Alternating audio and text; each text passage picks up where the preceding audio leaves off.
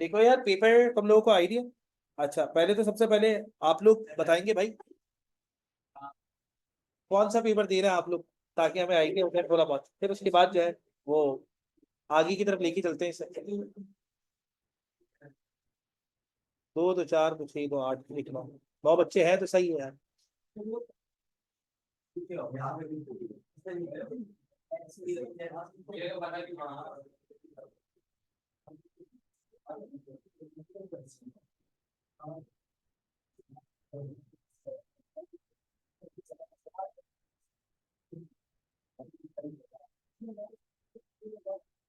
चलो, आवाज जो ऑनलाइन क्लास ले रहे हैं उनको क्लियर है? सही है, चलो यार स्टार्ट करते हैं, जरा गौर करिएगा।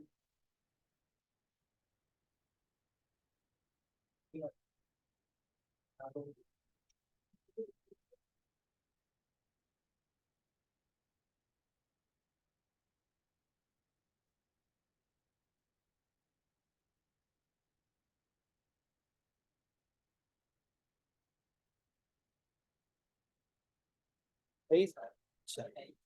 चलो यार आओ स्टार्ट करते हैं। भाई देखो, कुछ बातें, कुछ पहले मेरे ख्याल से ओरिएंटेशन क्लास जो हमारी लास्ट टाइम हुई थी वो भी कुछ लोगों ने ली थी।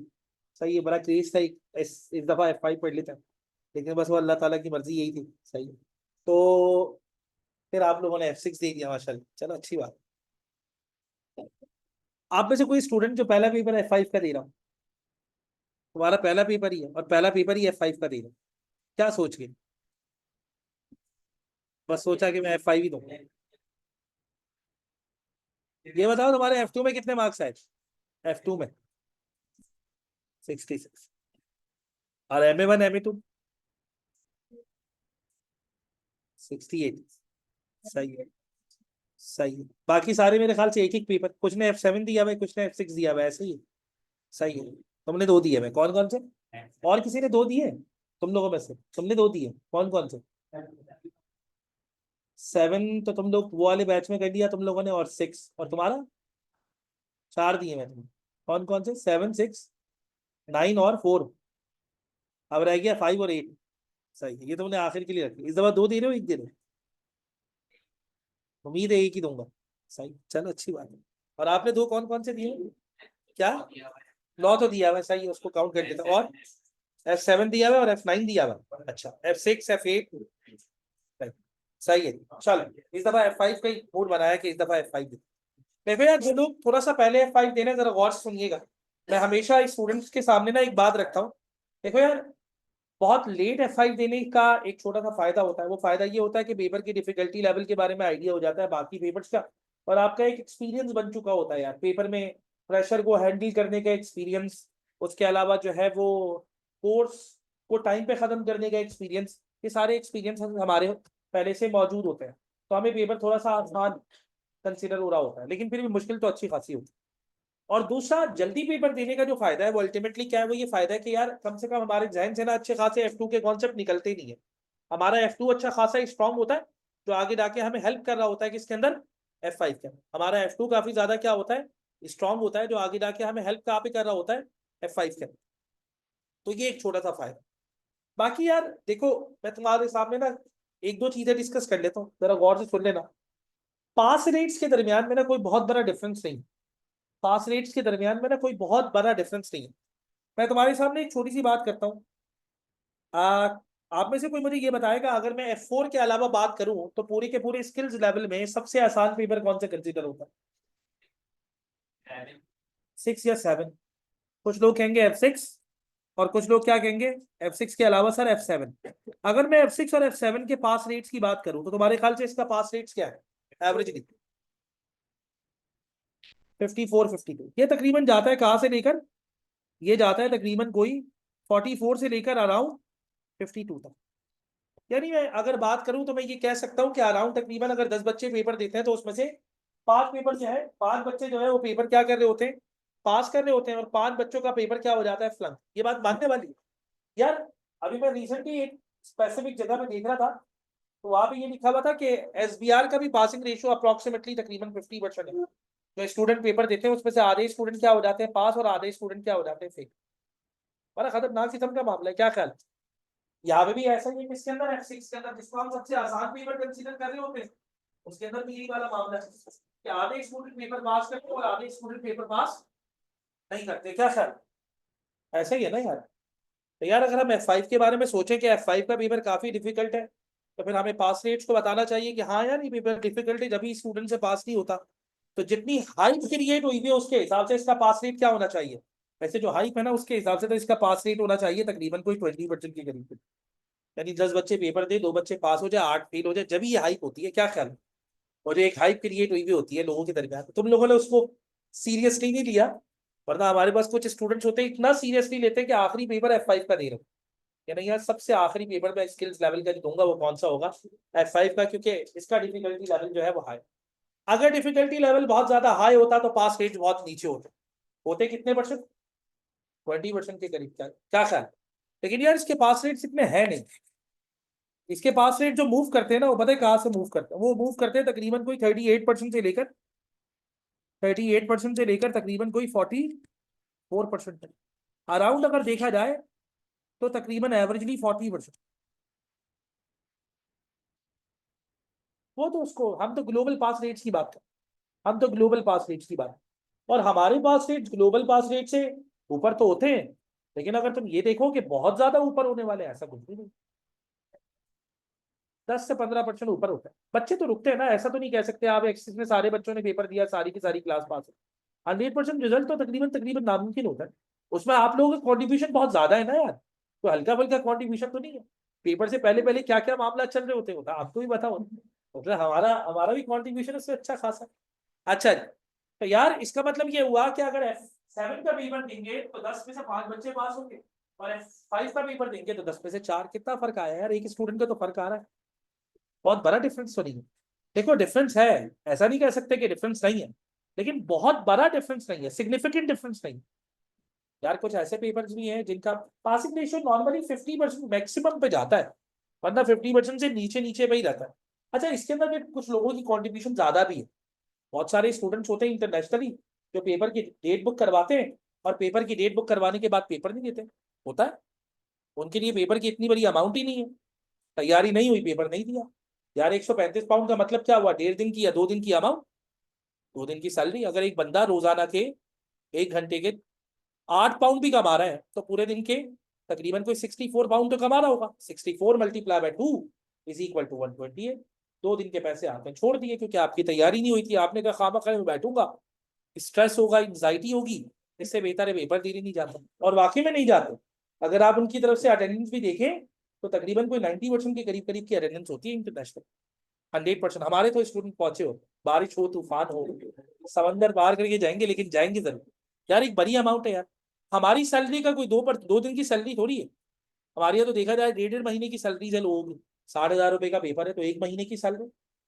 सही है, तो इसका मतलब ये हुआ एक बड़ी अमाउंट, सिग्निफिकेंट अमाउंट है इसके सारे स्टूडेंट्स पेपर देने के लिए। तो पहले तो अपने जहन से ये निकाल दो, ये निकाल दो कि यार F5 का पेपर पास नहीं होता। ये वाली बात तो आपने सोचनी है। F5 का पेपर बड़ी आसानी से पास हो जाता है। वालेकुम अस्सलाम। एक दो चीजों के ऊपर आपने फोकस करना होता है। एक तो क्लास में टाइम पे आने वाला फोकस है जो बहुत सही है, और बाकी जो है वो चीजें हम इंशाल्लाह देखते रहेंगे।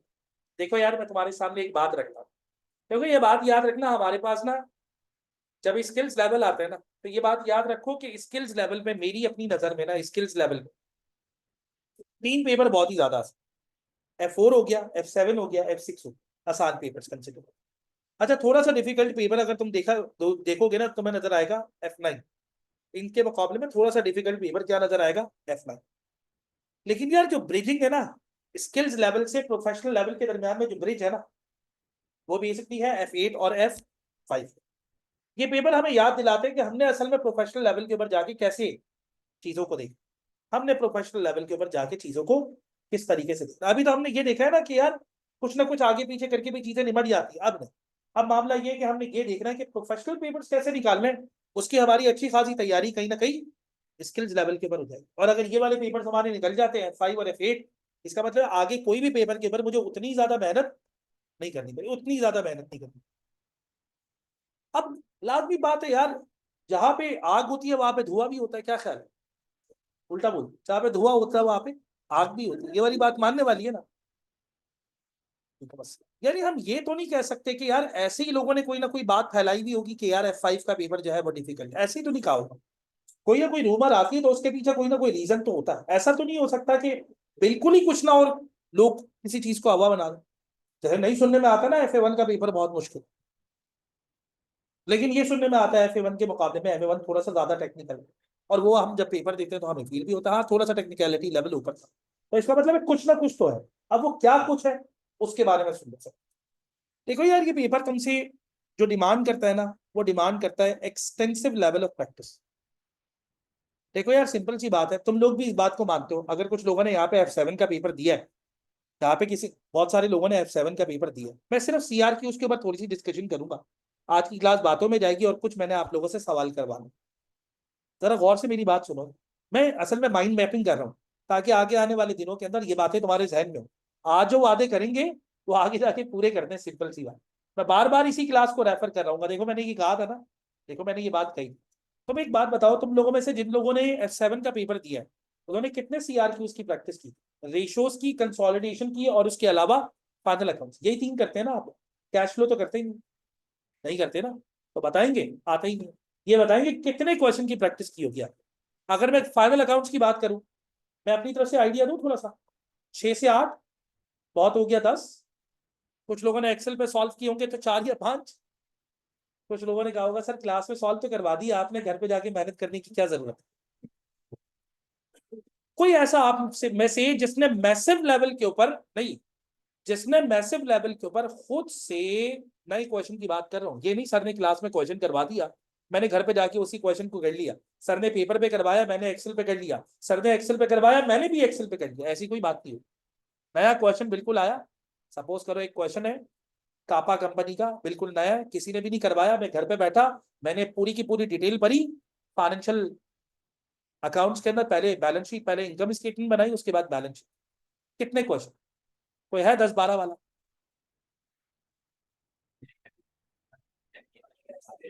वो आया नहीं। सही। कितने? कितने? 10। चले यार इनकी बात लॉक करते हैं, एक अच्छे स्टूडेंट्स 10 क्वेश्चन करके गए। चलो अब आगे बात करते हैं। उसके बाद एक स्पेसिफिक क्वेश्चन आया ABC कंपनी का कंसोलिडेटेड इनकम स्टेटमेंट और बैलेंस शीट बनानी थी। कितने क्वेश्चन किए नए आप लोगों ने?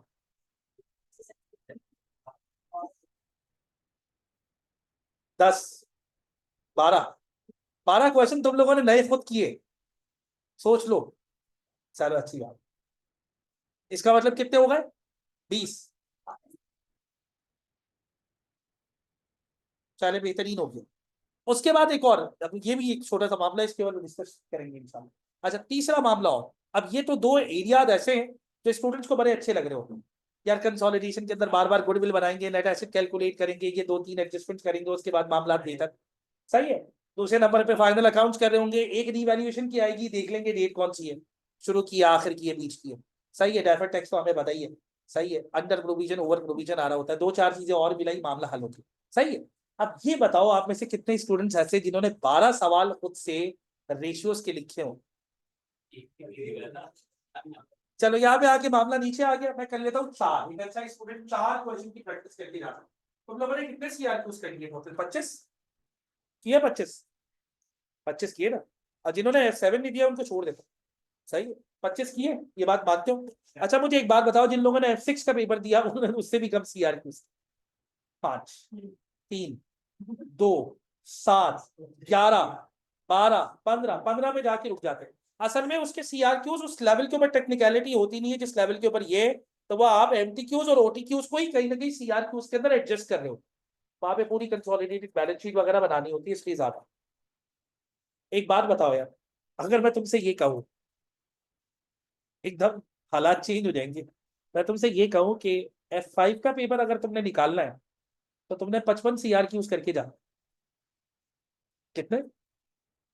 अगर उर्दू में आपको कोई मसला हो रहा है तो 55।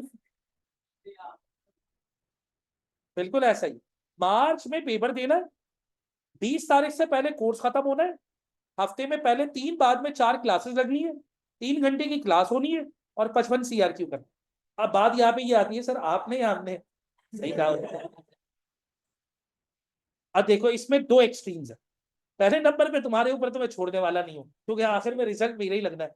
सही है, तो इतना भरोसा तो अच्छा नहीं है। और सारे मैं करवा दूं तो तुम क्या करोगे? ये यहाँ पे जाके एक खास किस्म का मसला। मैं अक्सर भी F5 की क्लास में स्टूडेंट के सामने दो तीन बातें करता हूँ ना, वो ये कहता हूँ, देखो यार तुम्हारे पेपर के चांसेस मोर देन 95% है, नहीं मोर देन 85% है, तुम्हारा पेपर निकल जाएगा अगर सारी क्लासेस के अंदर मैंने तुम्हारी शक्ल देखी। मेरी आंखों की बरकत नहीं है। सिंपल सी बात इतनी है, मतलब तुम क्लास के अंदर मौजूद हुए, पता है क्यों? मैं तुम्हें उसका रीजन बताता हूँ। अच्छा, दूसरे नंबर पे अब वो क्यों होता है ऐसा? देखो यार, मेरे अपने स्टूडेंट खुद ही अपनी जर्नी बता रहे हो, कहने लगे सर हमने क्या किया, हमने पहले सारी की सारी क्लासेस फिजिकल की। फिजिकल क्लास में आप हमारे सामने होते थे, आपने हमें दे दिया CRQ, बेटा आप इसको सॉल्व करो। मुझे जब आइडिया होता है 80-85% ये CRQ तुम सॉल्व कर सकते हो, वो मैंने तुम्हारी साइड पर रखा। तुमने CRQ स्टार्ट किया, CRQ स्टार्ट करने के बाद तुम्हारे पास कोई दूसरा ऑप्शन नहीं है, मैं तुम्हें उनसे बात करने दूंगा नहीं। इधर उधर तुम देखोगे दीवारों को, क्या देखोगे? अल्टीमेटली बंदा कहता है कुछ भी करो यार, इसके ऊपर ही थोड़ा काम कर लो, टाइम जाया करने से भी। अब आप हुए घर पे, मैंने कहा बेटा अब ये CRQ आपने सॉल्व करना है, 25 मिनट दे रहा हूं मैं आप लोगों को, 20 मिनट दे रहा हूँ। बच्चा कहता है यार नाश्ता नहीं किया यार, नाश्ता करके आ जाता। उसने CRQ लगाया, पॉज के ऊपर नाश्ता करके वापस आया, सर ने CRQ का टाइम पूरा कर दिया होगा, मैं रात को बैठ के इसको देख। ये चीज खतरनाक हो। असल में तुम लोगों ने जब फाइनल अकाउंट्स ये कंसोलिडेशन जब ये कह रही है ना एडजस्टमेंट नहीं, वो क्यों की? CRQs आइडेंटिकल थे, थोड़ा बहुत डिफरेंस हुआ करता था, आप उसको देख लिया करते थे। यहाँ पे ऐसा नहीं, CRQs में अच्छा खासा बड़ा चेंज आएगा। तो CRQs में चेंज अच्छा खासा आने वाला है, तो लाजमी तौर पे आपने मैक्सिमम लेवल के ऊपर जब CRQs किए होंगे ना, तो आपको वहां पे जाके आसानी हो। सही है? तो इसका मतलब ये हुआ कि हम CRQs करने का कोई पैटर्न ये होगा कि पहले नंबर पे तो इन 55 में से अगर तुम देखो तो तकरीबन कोई 10 से 12 CRQs ऐसे होंगे जो तुम्हारे साथ घर जाएंगे, तुम्हारे साथ घर जाएंगे। और तकरीबन 40 के करीब करीब CRQs ऐसे ही होंगे जो क्लास के अंदर ही होंगे। अब वो कैसे होते हैं? वो हमेशा हो जाते हैं, बस अल्लाह ताला ने टाइम में बरकत डाली हुई है। वो हो जाते हैं तो हो ही जाते हैं। आखिर में काउंट कर लेना कितने हुए हैं, वो तुम्हें मिलेंगे तकरीबन 55 से 60 के दरमियान में, या हो सकता है 50 से 60 के दरमियान। अब एक और बात, सर ये तो हो गया CRQs, चलो यार 55-60 CRQs की आपने प्रैक्टिस कर ली, CRQ तो कहीं ना कहीं आप निपटा दी। पेपर CRQ से निकलता नहीं है, ये लोगों ने एक मिथ बनाया हुआ है। मेरा पेपर उसी वक्त निकल सकता है जब मेरे CRQs अच्छे हुए हैं। यार तुम एक बात बताओ, तुम में से कुछ स्टूडेंट्स ऐसे हैं जिन्होंने माशाल्लाह 80% स्कोर किया है, किसके अंदर? F2 के अंदर, है ना? 80-85%, थोड़ा सा ऊपर, क्या ख्याल, थोड़ा सा नीचे? 75%, 70%। एक बात बताओ यार, 60% तुमने, 60% मार्क्स थे किसके अंदर? OTQs और MTQs के। उसके अंदर अगर तुम 70% मार्क्स अवेल कर लेते हो, जो तुम्हारा F2 का एवरेज रिजल्ट है, वहां पे तो तुम दो दो पेपर की 3 महीने में तैयारी करते थे, यहाँ पे तो तुम एक ही पेपर की कितने महीने में तैयारी कर रहे हो? 3 महीने में। तो कोर्स लेंदी है लेकिन एक पेपर की 3 महीने। अब मुझे एक बात बताओ, वहां पे अगर तुमने 70% अवेल किया तो यहाँ पे भी 70% अवेल कर सकते। मैं एवरेज 75% लगा लेता। बेटा अगर मैं 60 मार्क्स से 75% लेता हूँ ना, तो 45 तो मुझे MTQs और OTQs से मिल जाएंगे। लेकिन एक्स्ट्रा मार्क्स के लिए मुझे कहीं ना कहीं CRQs की तरफ तो देखना पड़ेगा ना। तो इसका मतलब ये हुआ पेपर में वेटेज जो है वो MTQs का और OTQs का ज्यादा है, और पेपर में वेटेज CRQs का कम। कुछ स्टूडेंट्स ये कोशिश करते हैं हमारी CRQs के ऊपर मैक्सिमम लेवल के ऊपर प्रैक्टिस हो जाए, OTQs और MTQs तो हम कर ही लेंगे। नहीं, ऐसा नहीं होता। MTQs और OTQs सॉल्व करने की एक अलग लाइन है, CRQ सॉल्व करने की एक अलग लाइन। अब एक और बात, सर आपने ये तो बता दिया कि हमने जब CRQ सॉल्व करने हैं तो टोटल कितने करेंगे हम क्लास में? इंशाल्लाह 55। तुम लिस्ट बना लेना, वो 55 CRQ हमारे कहीं ना कहीं होंगे। सर OTQs और MTQs के साथ क्या करेंगे? यार देखो, इसमें तुमने एक बात चूज करनी है, कुछ भी इररेलेवेंट नहीं, कुछ भी इररेलेवेंट नहीं। यार देखो, OTQs और MTQs जितने ज्यादा होते हैं, तुम्हें पता है जितने ज्यादा होते हैं उनका रिजल्ट उतना ही बेहतर आता है। तो सर ज्यादा से ज्यादा कैसे किए जा सकते हैं? देखो यार, ये जो CRQs है ना, ये वो सेलेक्टेड होंगे जो मैं करवाऊंगा। मतलब मैं बताऊंगा कौन कौन से करने, और मैं कौन से बताऊंगा कौन कौन से करने जो पास टर्न के अंदर आ चुके हैं। मैं BBB किट के अपने MTQ, अपने CRQs, और कैपलान किट के अपने CRQs की तरफ मूव नहीं करता। मैं कोशिश यही करता हूँ कि बेसिकली पास पेपर्स की अच्छी खासी बड़ी लाइब्रेरी जमा हुई है, उसी के ऊपर फोकस करता हूं। लेकिन सर MTQs और OTQs के अंदर ऐसा नहीं होगा। MTQs और OTQs के अंदर आपने BPP भी सॉल्व करनी है, आपने कैपलान भी सॉल्व करनी है, और आपने स्टडी हब भी सॉल्व करनी है। और कोई बहुत मुश्किल नहीं है यार, यहाँ पे असल में नंबर ऑफ क्वेश्चन कम है। यार तुम्हें याद नहीं है, जब तक स्टैंडर्ड कॉस्टिंग के जरा गौर करो, जब तक स्टैंडर्ड कॉस्टिंग के हमारे 100 OTQs कंप्लीट नहीं होते थे, हमारे दिल को सुकून नहीं मिलता था। अगर ज्यादा पुरानी बात नहीं है यार, कैप्लान किट के हमने 40 सवाल किए, बीबीपी किट के 40 सवाल किए सर, आपके भी कुछ क्वेश्चंस हैं, कुछ मैंने शेयर कर दिए, टोटल मिला के 120 130। यहाँ पे मसला ये है कि मेरे पास एक्टिविटी बेस्ड कॉस्टिंग के ना, मेरे पास एक्टिविटी बेस्ड कॉस्टिंग के बीबीपी के अंदर सिर्फ 7 सवाल है। अब मैं क्या करूं, उससे पेट तो नहीं भरेगा। तो सर उसके कैप्लान के अंदर कितने सवाल है, 13, टोटल कितने हो गए 20, अब भी पेट नहीं भरा। तो बाकी क्वेश्चन हमें नजर आ जाएंगे कहाँ पे स्टडी है। यार एक स्पेसिफिक एरिया के 20-25 क्वेश्चन तो करो कम से कम। तो एमटीक्यूज और ओटीक्यूज के लिए कैप्लान बीपीपी दोनों इंपॉर्टेंट है, और स्टडी हब और सीआरक्यूज के लिए पास पेपर इंपॉर्टेंट। तो इसका मतलब है दोनों किट्स आपके पास होनी चाहिए। जिन लोगों ने किट सॉफ्ट में यूज करनी है, आज मैं कॉपी शेयर कर दूंगा, जिन लोगों ने हार्ड कॉपी लेनी है वो हार्ड कॉपी लेनी। सर रीडिंग कहाँ से करनी है बेटा, दो जगहों से। रीडिंग कहाँ से करनी है, दो जगहों से। पहले नंबर पे नोट्स, पहले नंबर पे नोट्स, और दूसरे नंबर पे स्टडी हब। कोई कहता है सर मुझे बुक पढ़े बगैर सुकून ही नहीं आता, तो जब ये दोनों चीजें कर चुके होंगे उसके बाद बुक कर लो। यार इस वक्त पे ज्यादा स्टडी हब इंपॉर्टेंट है, पता है क्यों? पेपर का तकरीबन कोई 6% एरिया ऐसा है जो स्टडी हब से कहीं ना कहीं रिलेट जरूर कर रहा है। वो क्वेश्चन जो स्टडी हब में कहीं ना कहीं आए हुए, वो पेपर के अंदर किसी ना किसी जगह पे एग्जामिन हो रहे हैं 6%। और तुम्हें पता है मैक्सिमम स्टूडेंट का जो पेपर पास होता है, वो पास होता है 50 to 60 के दरमियान में, और मैक्सिमम स्टूडेंट का जो पेपर फेल होता है, वो फेल होता है 40 और 50 के दरमियान में। इसका मतलब है 6 मार्क्स की अच्छी खासी इंपॉर्टेंस होती है। सही है नहीं? पेपर आप लोगों को आइडिया है पेपर कौन सा है? बेसिकली पीएम का, परफॉर्मेंस मैनेजमेंट का। पास रेट्स मैंने आपको बता दिया अप्रोक्सीमेटली कितने परसेंट, तकरीबन कोई एवरेजली 40%। तुम एवरेज लगाओ, एवरेजली 40%, थोड़ा सा ऊपर ही होता है, 42-44 के करीब करीब होता है, लेकिन एवरेजली 40%। सही है, ये तुम लोग बैठ के पढ़ लेते। तुम्हें याद होगा ये जर्नी हमने स्टार्ट की थी कहाँ से, MA1 से। बहुत सारे स्टूडेंट्स ऐसे जो पुराने, MA1 के बाद MA2, MA2 के बाद F2 कहा करते थे, F2 के बाद F5 आएगा। अब यहाँ पे पहुंच ही गए।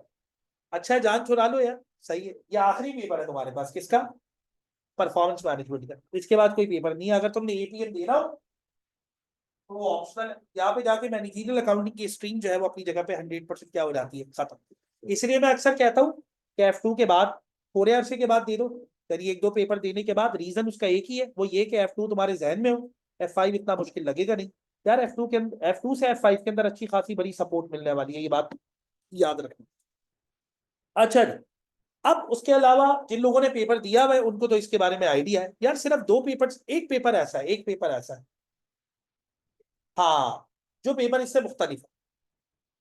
देखो F4 तो सीबी कंसिडर हो जाता है, F5, F6, F7, F9, ये चारों पेपर ऐसे हैं कि जिसके अंदर यही सेक्शन कंटेन होते हैं। एक पेपर ऐसा है F8 का, जिसके अंदर 30% OTQs है और 70% जो है वो CRQs। अगर उसके ऊपर किसी वक्त जो है वो 60% MTQs आ जाए तो पास रेट माशाल्लाह बहुत ही ऊपर चला जाएगा, लेकिन ऐसा एग्जामिनर कर नहीं रहा। पास रेट बहुत ऊपर चले जाएंगे, ये बात मानने वाली। स्टूडेंट को मसला ही सारा का सारा टर्मिनोलॉजीज को ऑप्ट करने में आता है, और कहाँ पे आता है। अगर वो टर्मिनोलॉजीज को ऑप्ट ही नहीं करना हो तो पेपर निकलना ज्यादा आसान होगा। किसी ने दिया आप में से F8? नहीं, सही। चलो यहाँ पे देखो, हमारे पास बेटा पेपर के अंदर टोटल कितने सेक्शन है, 3। सेक्शन ए, सेक्शन बी और सेक्शन सी। सेक्शन ए के अंदर कितने क्वेश्चन आएंगे, 15 क्वेश्चन OTQs हो, किसी भी सिलेबस के एरिया से आ सकते। 15 OTQs कितने मार्क्स हो गए टोटल मिला के इसके, 30 मार्क्स। क्या ख्याल है, टोटल कितने मार्क्स हो गए इसके, 30 मार्क्स। यहाँ से 30 मिलेंगे, और यहाँ से भी कितने मिलेंगे, 30। यार जिसने F2 दिया उसको आइडिया होगा MTQs क्या होते हैं और OTQs क्या होते हैं। बस यार एक बात बड़ी मानने वाली है, ये कुछ स्टूडेंट अगर नए हैं तो मैं उनके लिए बता रहा हूँ, यार ये कॉपीज रखी हुई है पीछे दे दो, कुछ स्टूडेंट्स को मिल जाएंगे, कुछ लेट आएंगे। हाँ भाई, ये बात याद रखो, या आप लोगों के पास आ गई, इन लोगों को भी दे दीजिएगा। अच्छा भाई, ये बात मानने वाली, इसके अंदर ना एक छोटा सा गैप है, वो गैप तुम लोगों को बता दूं। देखो ये वाला सेक्शन तो तुम लोगों को आइडिया है कि F2 में किस तरह एग्जामिन होता है। ये वाले सेक्शन में थोड़ा चेंज है। तुम लोगों को याद है जब तुम लोगों ने F2 के अंदर MTQs किए थे, तो उसमें होते थे multiple task, task number 1, task number 2, task number 3। अच्छा यार कोई फिक्स रेट था, इतने टास्क होंगे, लेकिन यहाँ पे फिक्स रेट है। हर MTQ के अंदर टोटल कितने क्वेश्चन होंगे, 5। हर MTQ के अंदर टोटल कितने क्वेश्चन होंगे, 5। हर किसी के मार्क्स कितने होंगे, 2। टोटल कितने हो जाएंगे, 10। 3 तुम्हारे पास क्या आएंगे एमटीक्यूज, टोटल मार्क्स कितने हो जाएंगे 30। बाकी ये जो सीआरक्यू वाला एरिया ये बेसिकली कितना है 40। अच्छा सर आपने आपने एक बात कही है, जरा गौर करना सर, आपने एक बात की है आप करवाएंगे तकरीबन सीआरक्यूज कितने 55 के करीब करीब। तो अगर मैं टाइम के हिसाब से देखूं इसका मतलब है हमारी आधी क्लासेस तो सिर्फ सीआरक्यूज में नहीं बढ़ जाएंगी, नहीं ऐसा नहीं। सीआरक्यू करने में उतना टाइम नहीं लगता, खासतौर पे न्यूमेरिकल सीआरक्यूज करने में उतना टाइम नहीं लगता, आसानी से हो जाते हैं। तो ये सपोज कर लो कि सीआरक्यूज वाले एरिया के ऊपर हमारी क्लासेस का तकरीबन 35 to 40% एरिया लेवल, बाकी जो हमारा 60% एरिया लगेगा वो बेसिकली इसी स्पेसिफिक एरिया के ऊपर लगेगा। यानी हम ओटीक्यूज और एमटीक्यूज की प्रैक्टिस भी उसी लेवल के ऊपर करेंगे जिस लेवल के ऊपर सीआरक्यू की प्रैक्टिस हो। अच्छा जी, अब यार यहाँ पे क्योंकि मुझे थोड़ा सा टाइम हो गया, मैं थोड़ा सा आउटडेटेड हो गया इस मामले में। ये तो मुझे पता है स्टूडेंट्स के बारे में जिन्होंने F7 दिया, तो उनके बाद 2 सीआरक्यूज आते हैं। एक सीआरक्यू आता है किससे रिलेटेड, कंसोलिडेशन और फाइनल अकाउंट में से कोई एक चीज, जैसे इन्होंने कहा असल में कंसोलिडेशन कर करके गया, आखिर में वो आया नहीं। और एक सीआरक्यू आता है किसका, रेशियोज एनालिसिस। रेशियोज का तो पक्का है, लेकिन दूसरा वाला जो है वो कच्चा पक्का है, दोनों के 50-50% चांसेस। अच्छा एक ही दिन 2 बच्चे पेपर दे रहे होते हैं, एक के पास आ जाते हैं एक के पास नहीं आता। ये बताओ टेक्स्ट का क्या सीन, कोई फिक्स है, इस एरिया से रिलेटेड सीआरक्यू आएगा। एक कहां से आता है, कंपनी से, एक आता है इंडिविजुअल से, एक टैक्स प्लानिंग। इन तीनों में से कोई 2 एरियाज एग्जामिन होंगे, ये तीनों ही एग्जामिन होंगे बैलेंस होके। 15-15 मार्क्स के 2 होते हैं। अच्छा सही सही सही सही, इसका मतलब ये हुआ कि तुम लोगों का आइडिया 3 एरिया, वहां पे भी तुम्हें आइडिया 3 एरियाज। यहाँ पे जो मामला है वो थोड़ा सा डिफरेंट है, जरा गौर करिएगा। सीआरक्यूज नॉर्मली जो फोकस करते हैं वो फोकस करते हैं किसके ऊपर, पहला एरिया, पहला एरिया किसके ऊपर, डिसीजन मेकिंग। ये हमारे पास पूरा एक एरिया है। अच्छा इसके अंदर भी एक मसला, ये हमारे पास डिसीजन मेकिंग एक एरिया है, इसके अंदर 5 एरिया आते हैं, 5 में से किसी भी एक के ऊपर सीआरक्यू बन जाएगा। यार यहाँ पे मुझे इतना शौक क्यों हो रहा है सीआरक्यूज करवाने में, मतलब मैं क्यों कह रहा हूँ कि यार मैं 50-60 सीआरक्यूज की तरफ जाऊंगा क्यों।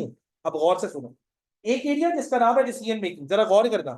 डिसीजन मेकिंग के अंदर टोटल 5 एरिया और हर एरिया से सीआरक्यू बन सकता है। अब यार एक एरिया की कम से कम 3 सीआरक्यू तो करवाऊं, तो 3 मल्टीप्लाई बाय 5 हो गए 15। अब मुझे बताओ मैं किसको छोड़ू, मैं कहूँ इसको छोड़ दो इसको कर लो, मुझे ये नहीं पता कौन सा आने वाला है कौन सा नहीं आने वाला, तुम्हारे पास कौन सा आएगा, तो सभी करवाना है। तो 3 multiply by 5 is equal to. अब अगला एरिया कौन सा आएगा, बजटिंग का और कंट्रोल का। अब यार कंट्रोल, अब जरा गौर करके सुनो, कंट्रोल वही वेरिएंस थे। अच्छा वो सिंपल वाले वेरिएंस तो आने नहीं, वेरिएंस या तो प्लानिंग और ऑपरेशनल आएंगे या आएंगे मिक्स एंड यील्ड। अब प्लानिंग और ऑपरेशनल में भी मटेरियल भी है लेबर भी है, और मिक्स के अंदर भी मटेरियल भी है और साथ में सेल्स भी है। अब ये 4 एरियाज हो गए बेटा, हर एरिया के 3-3 सीआरक्यू तो करोगे, 4 मल्टीप्लाई बाय 3 हो गए 12, मैंने तुम्हारे सामने रख दिए 27। अब आ गए बजटिंग की तरफ, बजटिंग में 3-4 एरिया आ गए। जैसे इसके अंदर जो है वो टाइम सीरीज एनालिसिस जो तुम लोग F2 में करके आए, लर्निंग कर्व का एक एरिया, बाकी थ्योरी। बेटा ये 3 एरिया आ गए, अगर 3-3 सीआरक्यूज भी करूँ 9 ये हो गए, 27 और 9 कितने हो गए, यहाँ से आगे गए। जैसे ही यहाँ पे आगे गए आगे आ गया परफॉर्मेंस मेजरमेंट। अब इसके सीआरक्यूज ये तो पक्का आता है हर पेपर के अंदर, एक सीआरक्यू तो आएगा ही कहाँ से, परफॉर्मेंस मेजरमेंट। कम से कम 17-18 क्वेश्चन तो करके जाओगे, हो गया पहुंच गए 54 तक। कहीं पे थोड़ा सा ऊपर नीचे कर दिया तो वो 54 हो ही गया है कहीं। लेकिन ये वाली बात है कि जब तुम 54 करके जाओगे ना तो एक फायदा है, पेपर में किसी भी एरिया से सीआरक्यू आएगा, तुम लोगों ने उस एरिया का पहले से कोई ना कोई सीआरक्यू करके रखा हो। एज इट इज तो नहीं आएगा, लेकिन कम से कम ये फायदा होगा कि यार इस एरिया से मैं फेमिलर। अच्छा एक बात याद रखो, एक बड़ी खतरनाक किस्म की बात है, कुछ भी छोड़ना नहीं है ये सोच के इसका तो सीआरक्यू आएगा नहीं।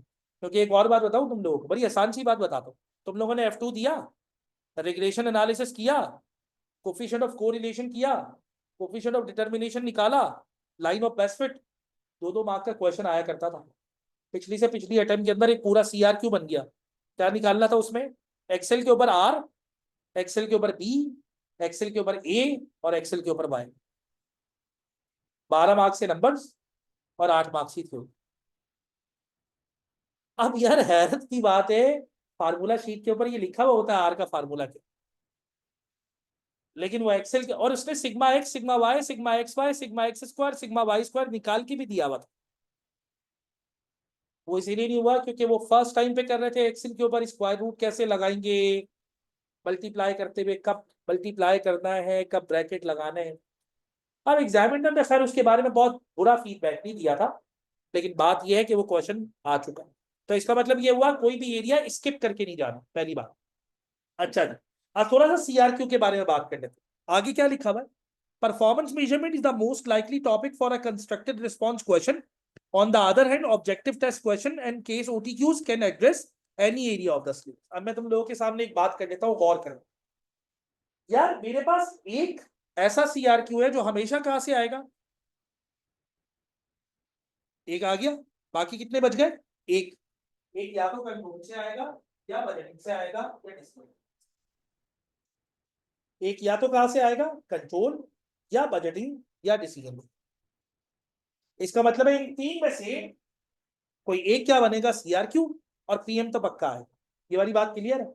अब यार इसका मतलब ये हुआ कि सर अगर मेरे पास एक सीआरक्यू कहां से आ जाता है? पीएम से, और एक सीआरक्यू आ जाता है कंट्रोल यानी कि रीजन से।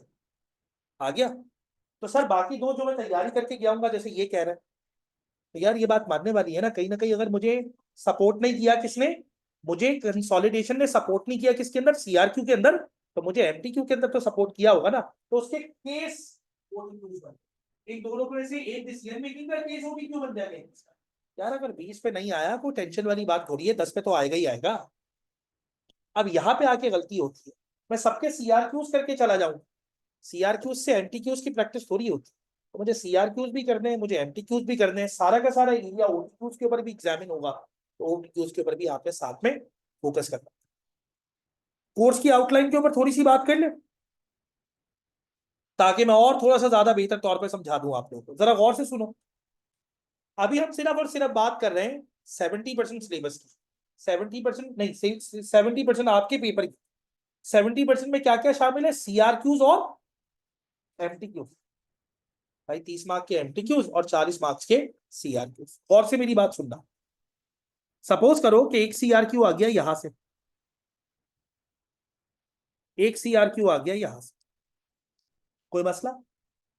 एक एमटीक्यू आएगा यहां से, एक एमटीक्यू आएगा यहां से, एक एमटीक्यू यहां से आएगा। और ये बात याद रखना, यहां से एमटीक्यू कंपलसरी है। अगर तुम वहां पे देखो तो मैं ये वाला एरिया पिछली वाली स्लाइड में नजर नहीं आएगा। जरा गौर करना, ये वाला एरिया पिछली वाली स्लाइड में नजर नहीं आएगा। पिछली वाली स्लाइड में specialist cost and management accounting techniques नहीं लिखी हुई थी। पता है क्यों? क्योंकि इसका सीआरक्यू बन नहीं सकता, इसका सीआरक्यू नहीं बन सकता। ये हमेशा कहाँ पे आएगा? एक एमटीक्यू में। एक एमटीक्यू यहां से बन गया, एक एमटीक्यू यहां से बन गया, दो सीआरक्यू यहां से आ गए। सर अगर सीआरक्यू के अंदर, अगर सीआरक्यू के अंदर कंट्रोल की बजाय डिसीजन मेकिंग आ गया, तो एमटीक्यू उसी हिसाब से क्या हो जाएंगे? एडजस्ट हो जाएंगे। ये बड़ी अच्छी बात है। यानी एक एरिया या तो 20 मार्क्स के ऊपर क्या होगा एग्जामिन, या कितने मार्क्स के ऊपर एग्जामिन होगा? 10 मार्क्स। यहां तक किसी किस्म को कोई प्रॉब्लम नहीं। सर दो चीजें रह गई, जरा इसके बारे में भी सुन लें। एक इंफॉर्मेशन टेक्नोलॉजी, ये आईटी से रिलेटेड एक एरिया जो आप लोगों ने F1 में भी कंप्लीट किया था, यहाँ पे भी देखा था। और एक ये वाला एरिया, सर ये सिलेबस के अंदर शामिल भी है और ये सिलेबस के अंदर शामिल नहीं भी है। यार ये हर पेपर में शामिल है। हर पेपर में बुक के आखिर में ये वाला चैप्टर मौजूद होता है, एम्प्लॉयबिलिटी इन टेक्नोलॉजी स्किल्स। वर्ड को कैसे यूज करते हैं, वर्ड प्रोसेसिंग को, एक्सेल को कैसे यूज करते हैं, फार्मूलाज कैसे अप्लाई करते हैं, वो हम जब स्प्रेडशीट के ऊपर क्वेश्चन कर रहे होते हैं तो हाथ के हाथ खुद ब खुद निपट जाते। तो ये कोर्स के अंदर शामिल नहीं है। कोर्स के अंदर टोटल कितने सेक्शन है? 5। पहले नंबर पे आएगी, छोटा सा एरिया, बहुत ज्यादा फोकस करने वाला एरिया नहीं है। असल तुम्हारे पास है ये 4: specialist cost and management accounting techniques, decision making, budgetary and control, और बिल्कुल आखिर में परफॉर्मेंस मेजर। यार मुझे एक बात बताओ, कुछ लोग ना ये सोच के आते हैं बस ये अच्छा करके जाना है, सर इसका तो 20 मार्क का क्वेश्चन आता ही आता है, तो बेटा बाकी भी तो आते ही आते हैं। ये तो नहीं कह सकते ये आता ही आता है बाकी नहीं आते, नहीं आते, ऐसा तो कुछ नहीं, सभी आता है। लेकिन इसके ऊपर थोड़ा सा ज्यादा फोकस करना है। इसीलिए जब मैंने सीआरक्यूज की लिस्ट तुम्हारे सामने रखी, तो मैंने सबसे ज्यादा सीआरक्यूज पता है इसके क्यों रखे? क्योंकि इस बात को रियलाइज करने के लिए कि बेटा इसका सीआरक्यू आएगा। जरा गौर कर लो बात। क्या देखो, इस एरिया के मैं सीआरक्यूज की भी प्रैक्टिस कर रहा हूँ और एमटीक्यूज की भी प्रैक्टिस कर रहा हूँ। इस एरिया के सीआरक्यूज की भी और एमटीक्यूज की भी। इस एरिया के सीआरक्यूज की भी और एमटीक्यूज की भी। मुझे ये बताओ, इसका सीआरक्यू अगर आ गया तो एमटीक्यू आएगा? तो यार इसमें अगर 19 सवाल में सॉल्व करूंगा ना, तो सारे के सारे क्या होंगे? सीआरक्यूज। इसमें मैं एमटीक्यू एक भी सॉल्व नहीं करवाऊंगा, क्योंकि आएगा ही नहीं। क्योंकि जब ये एरिया सीआरक्यू के ऊपर एग्जामिन हो चुका है, तो एमटीक्यू के ऊपर क्यों एग्जामिन होगा? तो मेरे पूरे के पूरे हैंडआउट के अंदर, जो अभी आगे जाके आप लोगों के साथ शेयर करूंगा, एक भी एमटीक्यू इसका मौजूद नहीं होगा। लेकिन जब मैंने एमटीक्यू हटा दिए, तो फिर मैंने सीआरक्यूज बढ़ा दिए। सही है। अब एक और मामला भी आता है, एक एरिया है जिसके सिर्फ 2 दफा सीआरक्यूज आ चुके हैं, तो वो 2 के 2 हमने अपनी जगह पे प्रैक्टिस करने के। कुछ कह रहे थे? कोई भी सवाल नहीं? चलो भाई, यहां तक ये वाली बातें क्लियर हो गई। लेकिन इसका इतना बड़ा फायदा नहीं है। असल ये कोर्स को आगे जाके डिटेल में देख लो, ताकि आइडिया हो। यार देखो, कोर्स को डिटेल में देखने के ऊपर मैं ज्यादा टाइम नहीं लगाऊंगा, क्योंकि जब चैप्टर खुद स्टार्ट होंगे तो याद भी हो जाएंगे, उनका डिफिकल्टी लेवल भी समझ में आ जाएगा। देख लो, पहले सुकून से देख लो इसको। भाई देखो, पहले नंबर पे तो वो आईटी वाला एरिया, उसको तो एक स्पेसिफिक एरिया उसको मैंने साइड पे रख दिया। सही। अब मैं आ गया पहले नंबर पे specialist cost and management accounting techniques की तरफ। अब यार बड़ा अच्छा लगेगा तुम लोगों को ये देख के कि इसमें तुम लोगों ने बहुत सारी चीजें पहले देखी हुई, और अगर नहीं देखी हुई तो मैं इसको बिल्कुल बेसिक से स्टार्ट करूँ। सही है। जरा गौर करिएगा, पहला एरिया कौन सा है? पहला एरिया कौन सा है? Activity based cost. F2 में देखा था तुमने? F2 कब दिया था यार आखिर? साल हो गए। अच्छा, फायदा क्या होता है अगर आपने F2 रिसेंटली दिया हुआ, 4-6 महीने 8 महीने गुजरे, तो फायदा एक ये हो जाता है, मुझे ये याद है, जब ये क्लास के अंदर हो रहा होगा तो मुझे बहुत ज्यादा मेहनत नहीं करनी पड़ेगी। यार देखो, ये बात मानने वाली होती है, F3 के बाद F7 का यही फायदा होता है, जो असल में F2 के बाद कहीं ना कहीं F5 का होता है। Number 2, target cost. बेटा जितनी तुमने देखी हुई है ना, उतनी ही है। थ्योरेटिकल एरिया और जाएगा, क्वेश्चन का डिफिकल्टी लेवल चेंज हो जाएगा। और एक और बात बताऊं, तुम लोगों ने एबीसी और टारगेट कॉस्टिंग के नंबर्स नहीं देखे थे कहाँ पे? F2 में। F2 में एक्टिविटी बेस्ड कॉस्टिंग के नंबर्स थोड़ी थे, वो तो मैंने खुद से करवा लिए थे, वॉलंटियरली थे थोड़ी। वो तो मैंने एक क्वेश्चन समझाने के लिए करवा दिया था। लेकिन बात वही है, वो वाला सवाल वहां भी किया था, वो वाला सवाल यहाँ पे भी करोगे, और वो करोगे 2-4 सवाल और करोगे, ग्रेड बन जाएगी। ये फायदा होता है F2 के बाद F5 का, ये फायदा होता है। मुझे चीजें समझने में उतना मसला नहीं होगा। लाइफ साइकिल कॉस्टिंग तुम लोगों ने कहीं ना कहीं मेरे साथ देखी थी, दोबारा एक दफा देख लोगे। तो यार ये 3 एरिया इतने आसान है कि हमने F2 में भी कवर किए थे, यहाँ पे भी देखेंगे। लेकिन यार मेरे लिए ना यहाँ पे एक छोटा सा मामला ये होता है कि अगर तुमने ये तीनों चैप्टर पहले देखे में, और ये तीनों चैप्टर तुम्हें आसान लगते हैं, कौन से? Activity based costing, target costing और लाइफ साइकिल कॉस्टिंग, तो मैं तीनों को सीरीज में लेके नहीं चलूं। इसमें जो आसान एरिया है वो कौन से? Activity based costing, target costing और लाइफ साइकिल कॉस्टिंग। और सर इसमें जो थोड़ा सा टेक्निकल एरिया है, वो पता है कौन सा है? तो यार अगर ये हो ना कि शुरू में आसान आसान काम करते चले जाएं और आखिर में मुश्किलात लेके आए, इससे बेहतर है मुश्किलात को बीच में रिजॉल्व करते चले जाओ। मैं पहले नंबर पे करवाऊंगा एक्टिविटी बेस्ड कॉस्टिंग, आसान एरिया। दूसरे नंबर पे करवाऊंगा थ्रूपुट, मुश्किल एरिया। इसका सबसे आसान एरिया और इसका सबसे मुश्किल एरिया, इसका सबसे आसान एरिया और इसका सबसे मुश्किल एरिया, ताकि आइडिया हो ना यार कोर्स पर डिफिकल्टी लेवल क्या होगा। फिर आगे आगे करेंगे target costing, life cycle costing और ईएमआई, इन्वायरमेंटल मैनेजमेंट अकाउंटिंग और थ्रूपुट अकाउंटिंग आपने पहले कभी भी नहीं देखी थी। सही है, ये पहले नंबर पे देखी। आगे सुने। यार बहुत सारे स्टूडेंट को MA2 का बड़ा फायदा होता है यहाँ पे। तुम्हें याद है तुमने MA2 में रेलेवेंट कॉस्टिंग देखी थी? तुमने MA2 में ना CVP 70% कंप्लीट किया हुआ है, मैंने सिर्फ एडिशनल 30% कंप्लीट करना है। क्योंकि यार तुम्हें निकालना आता है break even in units, break even in amount, margin of safety in units, margin of safety in amount, target profit in units, target profit in amount.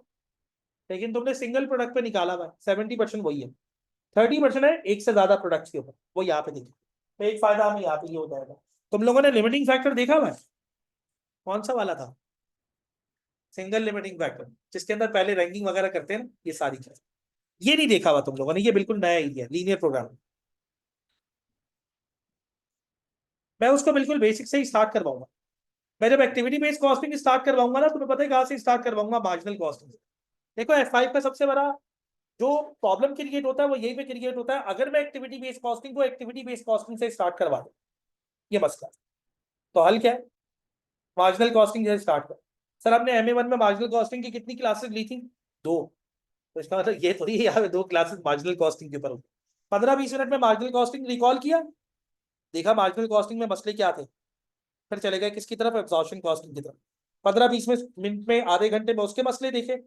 फिर हमें समझ में आएगा कि मार्जिनल कॉस्टिंग के बाद एब्जॉर्प्शन क्यों बना, और एब्जॉर्प्शन के बाद ABC क्यों बना।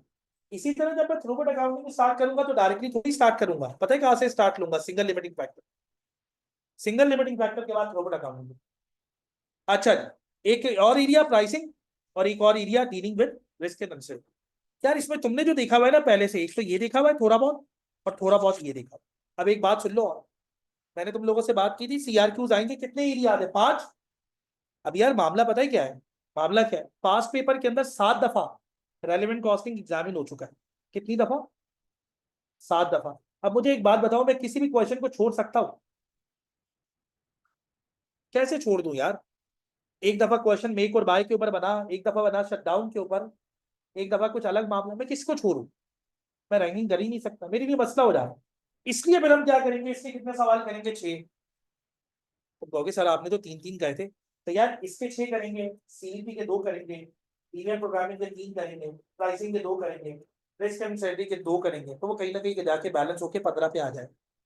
भाई जितनी दफा वो पास पेपर में आ चुका है उतनी दफा तो करना पड़ेगा, कुछ छोड़ के नहीं जा सकते, मसला ये। इसके बाद फिर अगला एरिया देखो, F5 में टोटल मिला के 50-50% का एरिया। 50% क्वेश्चन जो है वो बेसिकली थ्योरेटिकल बेस होंगे, और 50% जो है वो नुमेरिकल। वो जो F2 वाला एरिया था वही उसी तरीके से क्या होगा, बेसिकली मैनेज होगा। अच्छा अगला एरिया बजटिंग के अंदर कौन सा आता है? बजटिंग के अंदर बताओ कौन कौन सा एरिया? देखो यार, अगला एरिया पता है कौन सा है? Quantitative analysis of budget. अब ये यार इसके अंदर पुराने बहुत सारे एरियाज आने वाले हैं। तुम्हें याद है तुम लोगों ने देखा था trend, seasonal variation, cyclical variation, वो आएगा, लर्निंग कर्व है। बाकी जो आप लोगों के पास है वो बजटिंग की स्टोरी है। और जरा गौर से सुनना, यहां से हमेशा सिर्फ और सिर्फ क्या आएंगे? एमटीक्यूज। यहां से क्या आएंगे? सीआरक्यूज भी और साथ में एमटीक्यूज भी। यहां से क्या आएंगे? सीआरक्यूज भी और साथ में एमटीक्यूज। सही है नहीं? उसके बाद एक एरिया जो हमें F2 में बहुत अच्छा लगा करता था, और लिटरली मुझे यहाँ पे भी बहुत अच्छा लगेगा, नाम है उसका वेरिएंस।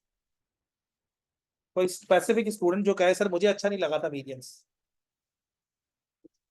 अच्छा लगा था ना?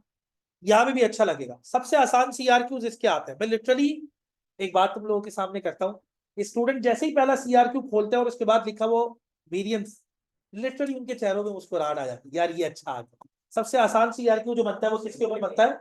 वेरिएंस के ऊपर। लेकिन यार एक बात याद रखना, देखो अभी से, और गौर करना, अभी से अपने दुआओं का रुख चेंज कर लो। हम क्या दुआएं मांगते हैं और असल में क्या मांगनी चाहिए? हम दुआ मांगते हैं ये वाला एरिया आ जाए। बाकी में एग्जामिनर जब किसी एरिया को मुश्किल बनाना चाहे ना, तो वो बहुत से छोटे से एरिया को भी बहुत मुश्किल बना सकते। तो ये मत दुआ करा करो ये वाला एरिया है, अच्छा ये भी दुआ नहीं करो कि आसान एरिया है, ये दुआ किया करो कि वो अच्छे तरीके से सॉल्व नहीं।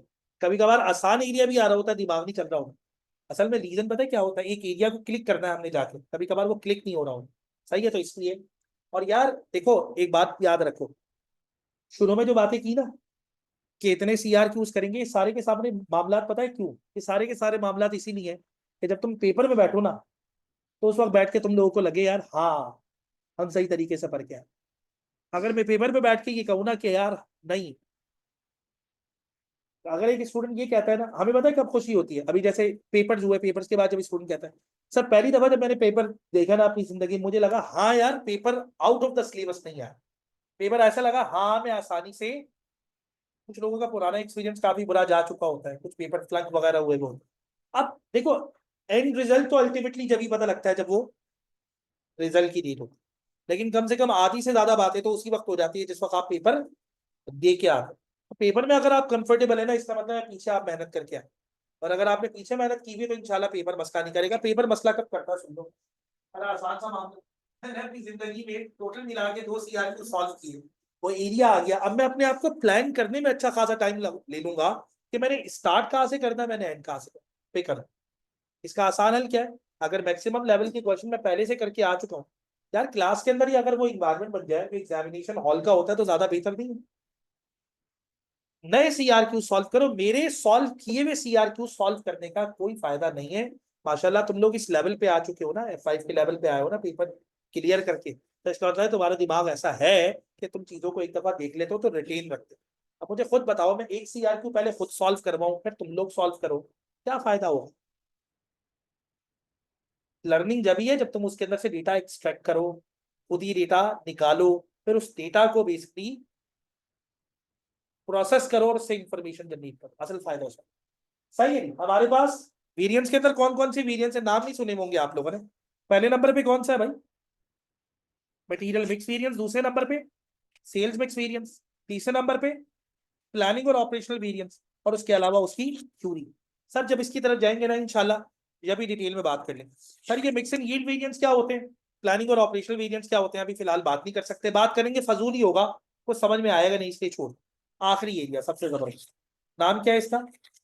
Performance measurement. नाम क्या है इसका? Performance measurement.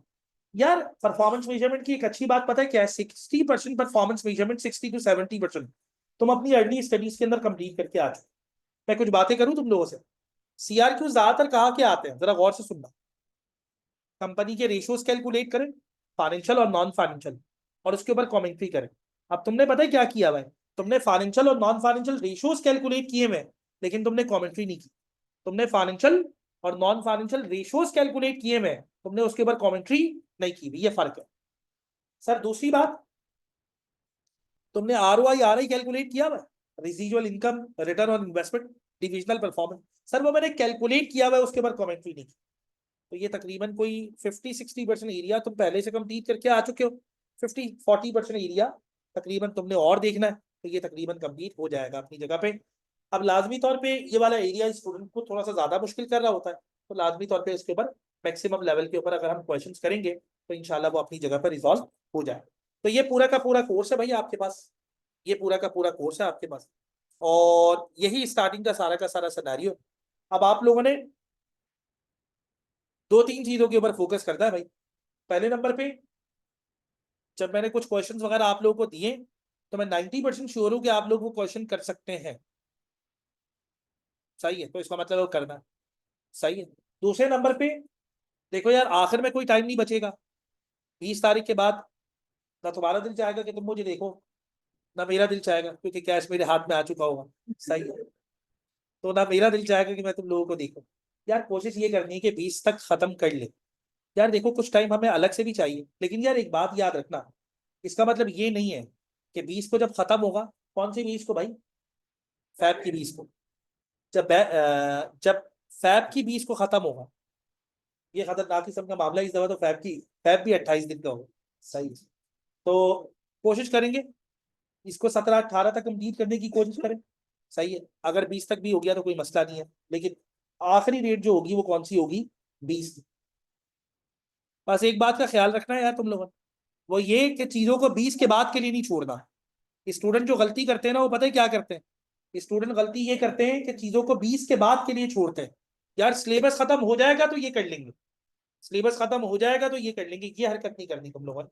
चीजों को साथ साथ लेके चलना। सर परचेज क्या करना है हमने? अब यार ये तुम्हारी मर्जी है, अगर तुम लोग सॉफ्ट कॉपी से काम चलाना चाह रहे हो तो उससे काम चला लो, अगर हार्ड कॉपीज परचेज करनी है, सही है, तो वो परचेज कर लो। परचेज क्या करना है? पहले नंबर बीबीबी की किट। सही है। कैप्लान की किट परचेज करने की जरूरत नहीं है। और अगर तुमने कोई स्टडी टेक्स्ट रीड आउट करना ही है तो बीबीबी का करो, ज्यादा बेहतर है। लेकिन मैंने क्या कहा है? मैंने कहा है पहले नंबर पे नोट्स है, दूसरे नंबर पे स्टडी हब है।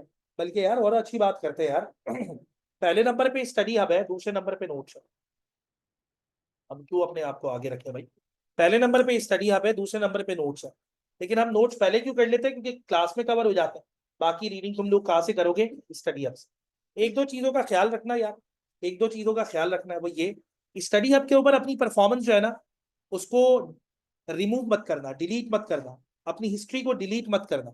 अक्सर स्टूडेंट क्या करते हैं, पहले क्वेश्चन सॉल्व किए, मार्क्स कम थे, रिमूव कर दिया, दोबारा क्वेश्चन सॉल्व कर लिए, ये गलत है। पहली दफा से मुझे आइडिया होना चाहिए कि मेरे कौन कौन से एरियाज वीक थे, ताकि आखिर में जाके मैं उनके ऊपर फोकस कर लूँ। बाकी यही वाले मामला है। अब यार एक बात यहाँ पे और आती है कि बेसिकली F2 F5 से कैसे रिलेट करता है। मैंने यहाँ पे आप लोगों के सामने एक हैंडआउट बनाया है, इस हैंडआउट के अंदर सारे के सारे क्वेश्चन वो हैं जो कि F5 में कहीं ना कहीं आप आगे जाके देखेंगे। चैप्टर आएगा, मैं कहूंगा यार ये देखो ये वाले क्वेश्चन है, ये वाले क्वेश्चन है, और ये वाले क्वेश्चन हमने पहली क्लास के अंदर भी देखे थे। ये सारे के सारे F5 के क्वेश्चन है, लेकिन रिलेट कहाँ से कर रहे हैं? F2 से। शायद कुछ स्टूडेंट्स ने पहले देखे हो, सही है, लेकिन दोबारा देख लो, कोई मसले वाली बात नहीं। सही है। तो मैं आप लोगों से चाहूंगा कि इस स्पेसिफिक एरिया के ऊपर आप लोग प्रैक्टिस करें। जो ऑनलाइन स्टूडेंट्स हैं उनको मैं अभी फैसिलिटेट करता हूँ।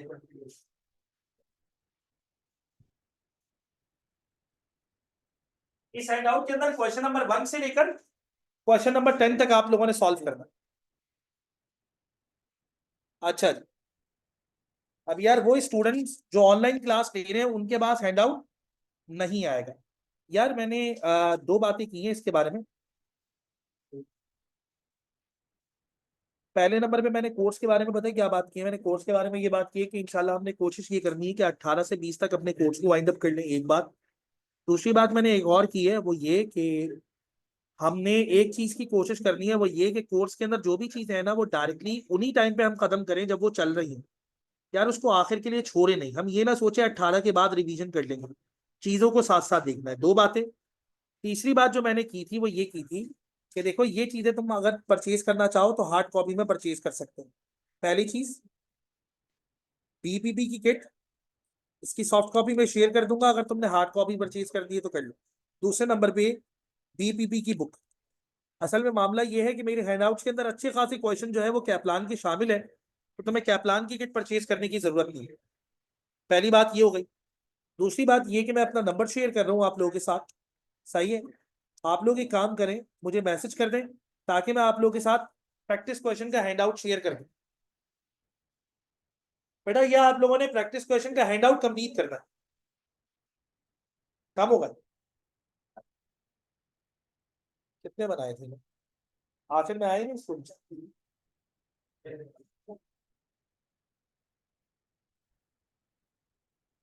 किन किन के पास नहीं आए? आपके पास नहीं आए आखिर में, हमारे पास भी नहीं आए। बाकी सबके पास आए में। वो तो इनके साथ शेयर कर देंगे। मुझे ये बता दो कितने हैंडआउट्स निकालने, मैं उनको मैसेज कर देता हूँ, फिर वो निकाल के देते हैं। एक, पहले वाला भी नहीं मिला, एक और एक दो तुम्हारे पास है, वो लास्ट वाला ही है।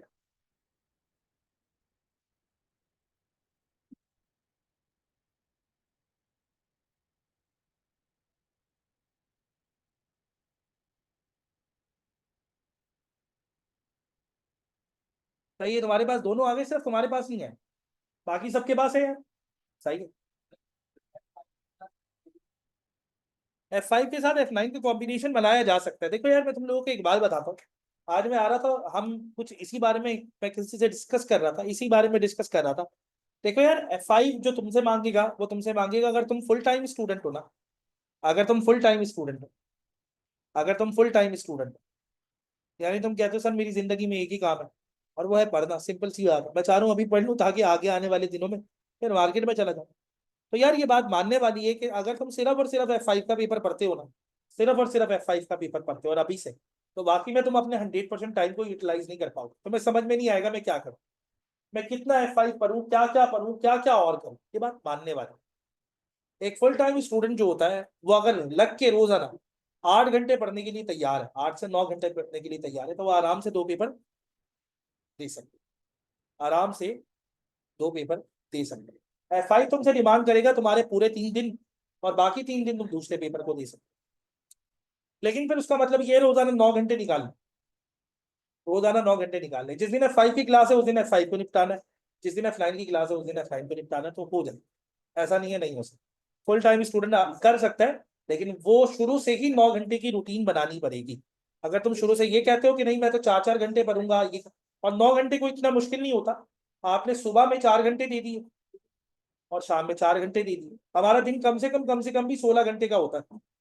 हमारा दिन कम से कम भी 16 घंटे का होता है। 2 घंटे ट्रैवलिंग में निकाल ली, फिर भी मेरे पास 4 5 घंटे बचते हैं। मतलब मैंने दोस्तों के साथ क्रिकेट भी खेलनी होगी तो कोई टेंशन वाली बात है। ऐसा नहीं है मैं हर वक्त सिर्फ और सिर्फ बुक के सामने ही बैठा रहूँ। हो जाता है, मैनेज करना पड़ता है।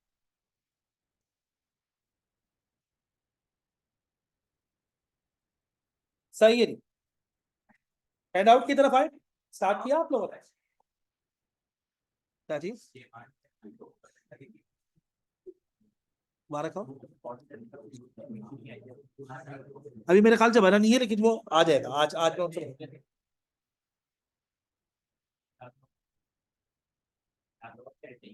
तुम तो ऑनलाइन लोगे ना फिर। वो तो ग्रुप के ऊपर शेयर होंगे, ग्रुप के ऊपर तो एक ड्राइव के लिए अभी पता है क्यों नहीं हो रहा, अभी ये हो रहा है कि अभी कुछ स्टूडेंट्स ऐसे हैं जो ऑनलाइन क्लास ले रहे हैं जिनके पास ये हैंडआउट नहीं है, अभी मैं सामने रखता हूँ तो फिर मुझे मैसेज करेंगे। बेटा, बेटा एक सेकंड, एक सेकंड, एक सेकंड, एक सेकंड। किसी भी स्पेसिफिक क्वेश्चन को सॉल्व करने का एक तरीकेकार शुरू से बात कर लेते हैं, सही है।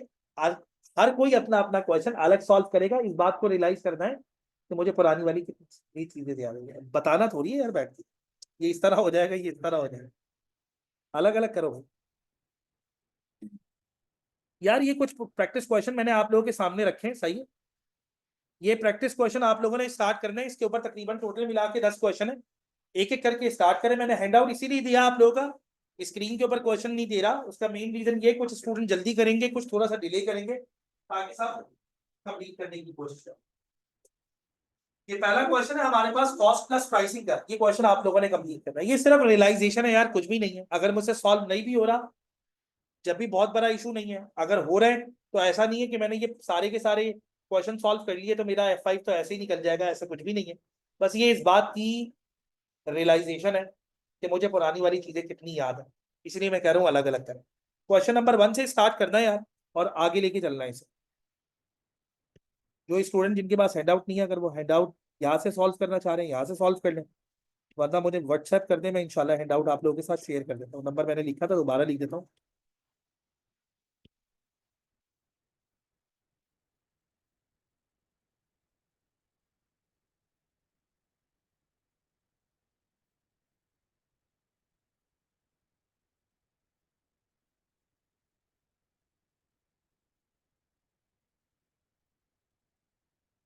अब यार इस क्वेश्चन में पता है ये क्वेश्चन आपसे क्या डिमांड कर रहा है, ये क्वेश्चन आपसे डिमांड कर रहा है कि यार मैं F5 के पेपर में बार बार आऊंगा। मैं नहीं, मैं अपनी बात नहीं कर रहा, मैं F5 के पेपर में बार बार आऊंगा, घूम घूम के आऊंगा। कौन? वो terminology, time cost, variable cost, full cost, मुझे याद होना चाहिए प्राइम कॉस्ट का मतलब क्या था, मुझे याद होना चाहिए फुल कॉस्ट का मतलब क्या होता है, मुझे याद होना चाहिए ऑल वेरिएबल कॉस्ट का मतलब क्या होता है, ये बात। ये क्वेश्चन सिर्फ उसी के ऊपर बेस करें, इसके अंदर और कुछ नहीं। यार ये ऑनलाइन स्टूडेंट्स है ना, उनके लिए नंबर दिया है, अगर उन्हें हैंड आउट चाहिए होगा तो मुझे टेक्स्ट कर देंगे, फिर मैं हैंड आउट शेयर कर दूंगा व्हाट्सएप।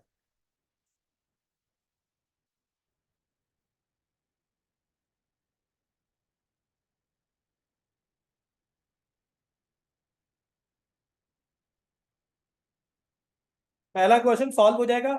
यार ये हमारी क्लास की हमेशा से एक आदत रहती है, तुम पहला क्वेश्चन सॉल्व करो, आराम से दूसरे की तरफ जाओ।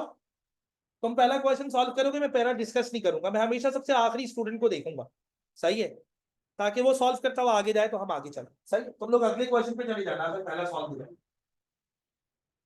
बिना कैलकुलेशन करनी पड़ेगी, बगैर कैलकुलेशन के वो सॉल्व नहीं है।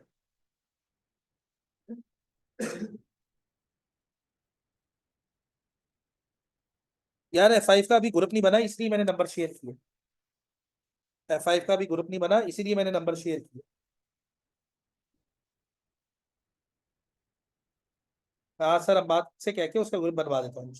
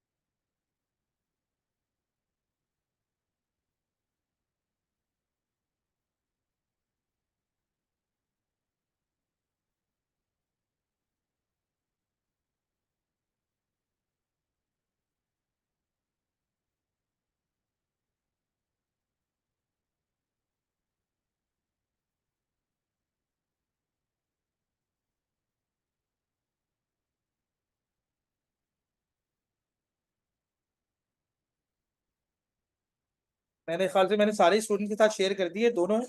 एक स्लाइड है जिसके ऊपर पूरा इंट्रोडक्शन है, और दूसरा आपके पास प्रैक्टिस क्वेश्चंस है। प्रैक्टिस क्वेश्चंस भी आ रहे हैं यार। मैं 2 मिनट और लूंगा अभी प्रैक्टिस क्वेश्चन को डिस्कस करने के लिए, क्योंकि ऑनलाइन स्टूडेंट्स के पास अभी हैंड आउट किया है, तो 2 मिनट आप लोगों को सबर करना। हाँ भाई, तुमने कौन कौन से पेपर दिए हैं आखिर में? आखिरी है स्किल्स का आखिरी। स्टार्ट करो यार फर्स्ट।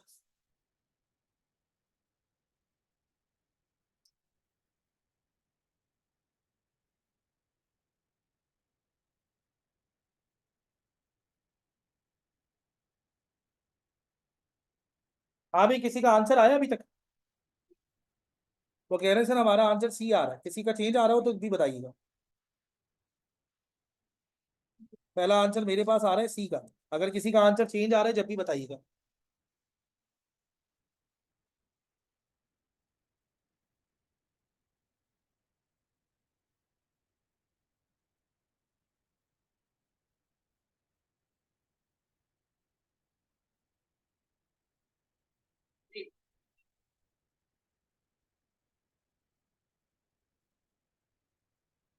रिलेटेड से ये पूछा दोनों, मैंने उस वक्त ये तो नहीं बताया था रिलेटेड। मैंने कहा सर मैरिज हो सकता है, मैंने कहा मैरिज हो सकता है। मैं सुबह अभी ये वाली बात ना एक स्टूडेंट से अभी डिस्कस करता हुआ आ रहा था, जब आ रहा था ना यहाँ पे सुबह 10 बजे, तो एक स्टूडेंट की कॉल आई हुई थी, उससे ये डिस्कस करते हुए ही आ रहा था। तो कहने लगा सर मैं 9 घंटे दूंगा, आप मुझे बताएं F5 के बाद क्या मेरे 9 घंटे लाइफ देंगे? अगर आप कहते हैं हाँ, तो मैं F5 करो, मैं तुम्हारे 9 घंटे किसी तरह इन्वेस्ट करवा दूंगा F5 में, तो फिर तो सही है। मैंने कहा नहीं, ऐसा हो ही नहीं सकता है, क्या पढ़ोगे 9 घंटे में? मतलब रोज आना 9 घंटे, हफ्ते में 6 दिन, 54 घंटे, एक हफ्ते के 10 हफ्ते के 540 घंटे, कौन सा F5 पढ़ रहे हो भाई? SBR का पेपर सबसे बड़ा है, उसके अंदर टोटल मिला के 250 घंटे से ज्यादा की इन्वेस्टमेंट नहीं है। मैं F9 के ऊपर कैसे इन्वेस्टमेंट करवा दूं तुम्हारा? 540 घंटे नहीं हो सकता। बाकी स्टूडेंट भी जो देते हैं, जैसे कुछ स्टूडेंट ने दिए, जिस लास्ट टाइम लीडर ने पेपर दिया, तो उसने भी एसआई के साथ पहले F4 दिया था बीच में, पहले ऑलरेडी वो पेपर दिया, तो उसने एसआई के साथ F4 किया। इस तरह बहुत सारे स्टूडेंट बीच में कोई ना कोई, लेकिन उसका मतलब भी यही होता है ना, हफ्ते में 6 दिन और रोजाना 9 घंटे। क्लास को हटा के, सॉरी क्लास को मिला के 3-3 घंटे की तो क्लास ही हो जाएगी, 3 से 4 घंटे की, तो 5 घंटे एक्स्ट्रा दे। बेटा 2 पेपर भी तो दोगे, 2 पेपर का मतलब होता है एक साल में 8 पेपर। एक साल में 8 पेपर लोगे कि 2 साल में 8 पेपर निकलते? एक साल में 8 पेपर दोगे तो फिर सेक्रीफाइस भी उसी हिसाब से करोगे। और अगर कोई इससे कम इन्वेस्ट करना चाह रहा है तो फिर वो दो ना उठा। अगर कोई इससे कम इन्वेस्ट करना चाह रहा है, क्या सर मैं रोजाना 5 घंटे दूंगा, दो उठा लो, अभी भी नहीं। एक दे रहे हो तो कब रोजाना डेली बेसिस के ऊपर, मैंने 9 कहे थे ना, रोजाना के 4.5 रखो,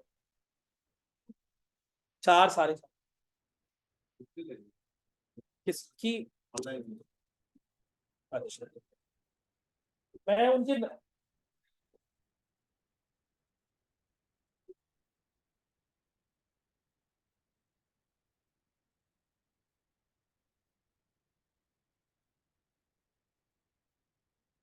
हाँ भाई बताएंगे। पहला वाला सवाल सॉल्व किया आप लोगों ने? आप में से कौन क्वेश्चन का आंसर देंगे? जी आप।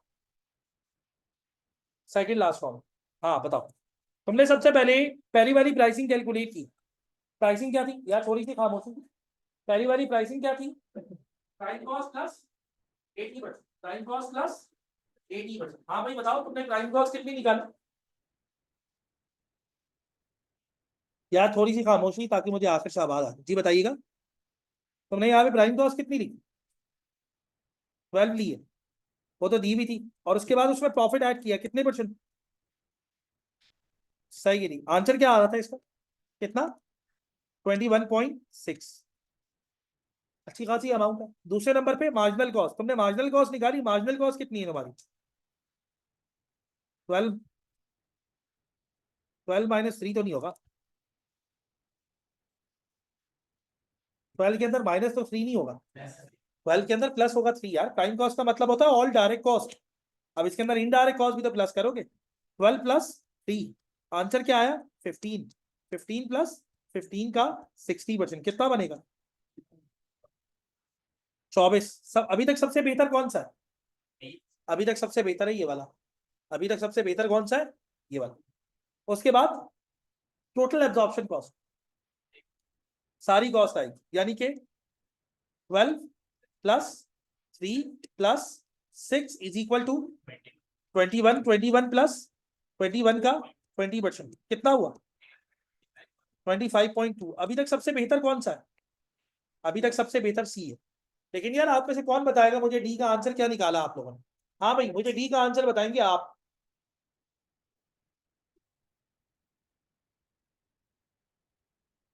ऑप्शन डी कैसे निकाला तुम लोगों ने, ये बताओ। क्या, कैसे?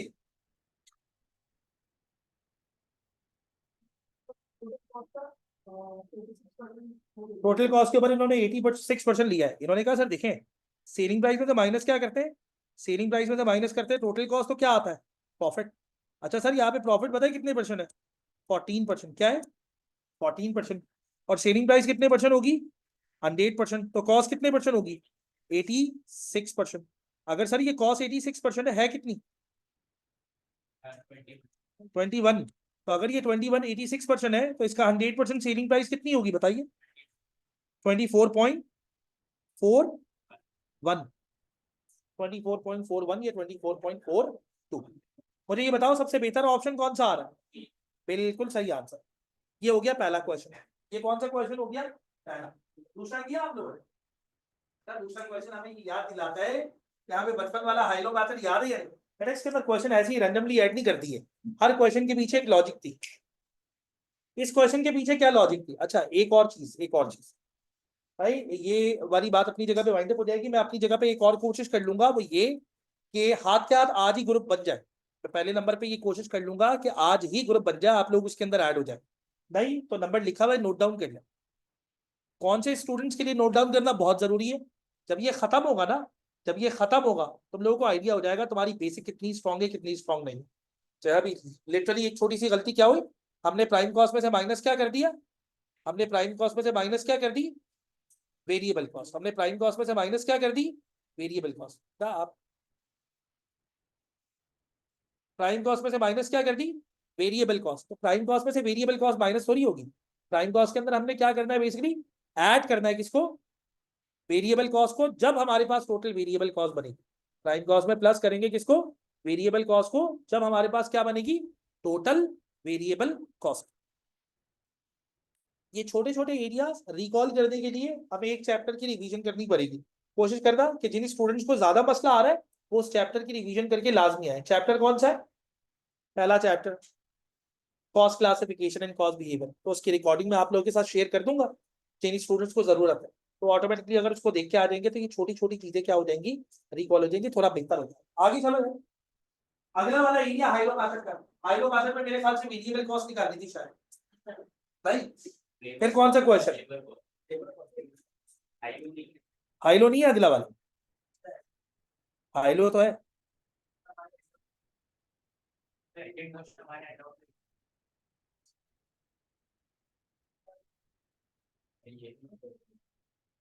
तुम एक काम करो, एक काम करो, मेरी सीरीज के हिसाब से चलो।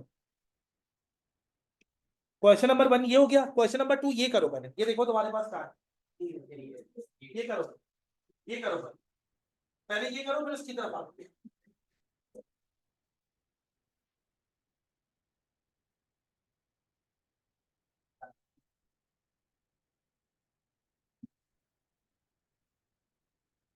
याद है ये वाला फार्मूला, याद है हाइलो मैथड का, याद नहीं याद, मतलब इतने जल्दी कौन भूलता है। अच्छा, cost at high activity level, वो नहीं था, cost at high activity level minus cost at low activity level divided by high activity level minus low activity level. क्या, difference in cost divided by difference in units, divided by difference in units. आपने वो पढ़ा, कब दिया आपने F को, बहुत ही ज्यादा टाइम हो गया। F2 फिर उसके बाद, यानी कम से कम 1 साल ही गया। हाई वो चैप्टर याद है आपको, कॉस्ट क्लासिफिकेशन का चैप्टर, ये वाला। चलो अभी बात करेंगे इसके ऊपर। तो फिर लाजमी था तो उसकी रिकॉर्डिंग जरूर देखिएगा। वो यार मैं पहले तो पहले नंबर पे मेरे पास ये हो जाए कि मेरे पास और क्या तरीका हो सकता है, ग्रुप बन जाए उसके ऊपर मैं शेयर कर दूं उसे, या तुम लोग मुझे प्राइवेटली मैसेज कर दो मैं शेयर कर दूं, ये दो काम हो सकता है। हाँ पहले मैं अपनी तरफ से पूरी कोशिश कर लेता हूँ कि आज ग्रुप बन जाए। नंबर वगैरह तो तुम्हारे आ गए ना, तो ग्रुप तो बना देंगे वो। बस उसके बाद फिर मैं ग्रुप के ऊपर ड्राइव की लिंक शेयर कर दूंगा, तो वो वाला चैप्टर लाजमी तौर पे अगली क्लास से पहले देखिए। हाँ भाई, बाकी किसी स्टूडेंट ने आपसे सॉल्व नहीं हुआ, आपसे भी सॉल्व नहीं हुआ। हाँ भाई, कुछ और स्टूडेंट तुम बताओ यार। हो गया, ये हो गया। इसका आंसर क्या आ रहा है? 20। बेटा याद करो, अच्छी बात है, एक दफा रिकॉल भी हो जाएगा। हाई लो मेथड, हमने यहाँ पे कैलकुलेट क्या करना है? हमने यहाँ पे कैलकुलेट करना है बेसिकली वेरिएबल कॉस्ट। हम यहाँ पे कैलकुलेट क्या करेंगे? Variable cost per unit. हम यहाँ पे कैलकुलेट क्या करेंगे? Variable cost per unit. Variable cost per unit calculate करने के लिए सबसे पहले क्या रखेंगे? Cost at high activity level. यहाँ पे हाई एक्टिविटी लेवल की कॉस्ट कितनी है? 708,000। माइनस क्या करेंगे? लो एक्टिविटी लेवल की कॉस्ट, क्या माइनस करेंगे? 6,20,000। डिवाइड किससे करेंगे? डिवाइड करेंगे हाई एक्टिविटी। हाई एक्टिविटी कितनी है? 23,000। माइनस क्या करेंगे? माइनस करेंगे लो एक्टिविटी। लो एक्टिविटी कितनी है? 19,000। बताइएगा इसका आंसर क्या आ रहा है? इसका आंसर आएगा बेसिकली 20 पर आर। यहाँ पे आंसर क्या आएगा? 20 पर आर। कुछ याद आया? सही है, वो रिकॉर्डिंग लाजमी तौर पे देखें ताकि आप लोगों का ये वाला मसला अपनी जगह पे रिजॉल्व हो। देखिए यार, कुछ चीजें ना शुरू में आइडेंटिफाई हो जाए बहुत अच्छा होता है, जैसे मुझे पता लग गया आप लोगों के इस एरिया के अंदर मसला। अब इसका हल पता है क्या है? कहीं पे भी कोई ऐसी चीज जो कि F2 से डायरेक्टली रिलेट कर रही हो, जैसे तुम लोगों को अगर बेसिक स्टैंडर्ड कॉस्टिंग याद नहीं है, बेसिक वेरिएंस निकालने में मसला है, तभी लाजमी तौर पे अगली क्लास में जब हम वेरिएंस स्टार्ट करेंगे तो आप लोगों को पुराना वाला एरिया हल्का फुल्का कवर, उसके लिए मैं अपनी तरफ से भी सपोर्ट देने की कोशिश करूंगा। आप लोग को मैं सपोर्ट दे दूंगा, उसको कोई मसला नहीं। रिकॉर्डिंग्स मिल जाएंगी उसकी, आप उससे कवर कर सकते हो आराम से, बाकी क्लास के अंदर चीजें डिस्कस हो जाए। हाँ भाई, क्वेश्चन नंबर 3 वो देखें। मेरे पास क्वेश्चन नंबर 3 और तुम्हारे पास क्वेश्चन नंबर 3 सेम है। मेरे पास क्वेश्चन नंबर 3 और तुम्हारे पास क्वेश्चन नंबर 3 सेम। अच्छा, ये वाला क्वेश्चन तुम लोगों के पास कौन सा था? ये वाला क्वेश्चन, ये तुम्हारे पास 3 है। ये क्वेश्चन तुम्हारे पास क्या था? 3। चलो, फिर सही कह रहे हो तुम। ये तुम लोगों के पास क्या है? 4। सही। अब ये वही वाला सवाल है, ये वही वाला सवाल है, ये वही वाला सवाल है, लेकिन इसमें अब क्या निकालना है? Fix cost. देखिए ये बात याद रखिए, ये जो कॉस्ट है ना बेसिकली 78,000, इसमें दो एलिमेंट्स है। एक एलिमेंट है कौन सा? फिक्स कॉस्ट का, और एक एलिमेंट कौन सा है? Variable cost. अगर आप इसमें से वेरिएबल कॉस्ट अलग कर दें तो बाकी जो अमाउंट बचेगी वो किसकी होगी? Fix cost. इसके अंदर वेरिएबल कॉस्ट कितनी होगी निकालिए आप। लेकिन वो तो 1 यूनिट की है ना, लेकिन यहाँ पे कितने आ, बस अब तुम आहिस्ता आहिस्ता जा रहे हो, बस पहुंच जाओगे इंशाल्लाह। उसको अलग करके देखो। हाँ तो फिक्स कितना होगा? बस अब आप लोग आहिस्ता आहिस्ता आहिस्ता आहिस्ता रिदम में आते जाओ। ये फिक्स कॉस्ट है, लेकिन ये फिक्स कॉस्ट टोटल है। उसने हमसे क्या पूछा? फिक्स कॉस्ट पर आर। अब आप यहाँ पे देखिए आर्स कितने यूज हो रहे हैं?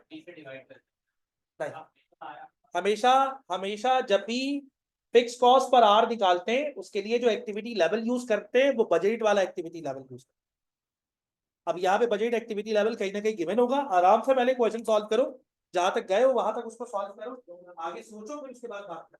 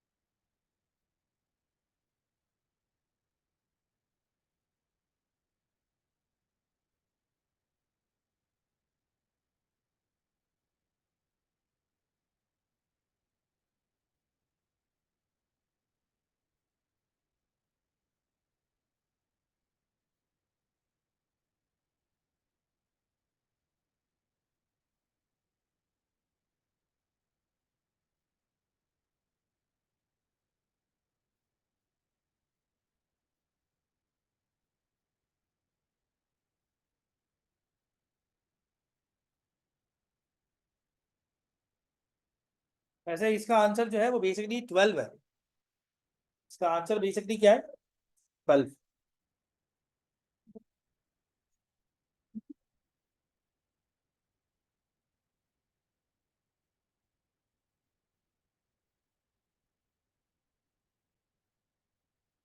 हाँ भाई, यहाँ पे वेरिएबल कॉस्ट कितनी है? वेरिएबल कॉस्ट निकालने के लिए, वेरिएबल कॉस्ट निकालने के लिए आपने क्या किया? वेरिएबल कॉस्ट दोबारा से अगर हम कैलकुलेट करें तो वेरिएबल कॉस्ट के लिए सबसे पहले आपने रखा cost at high activity level. कितना है?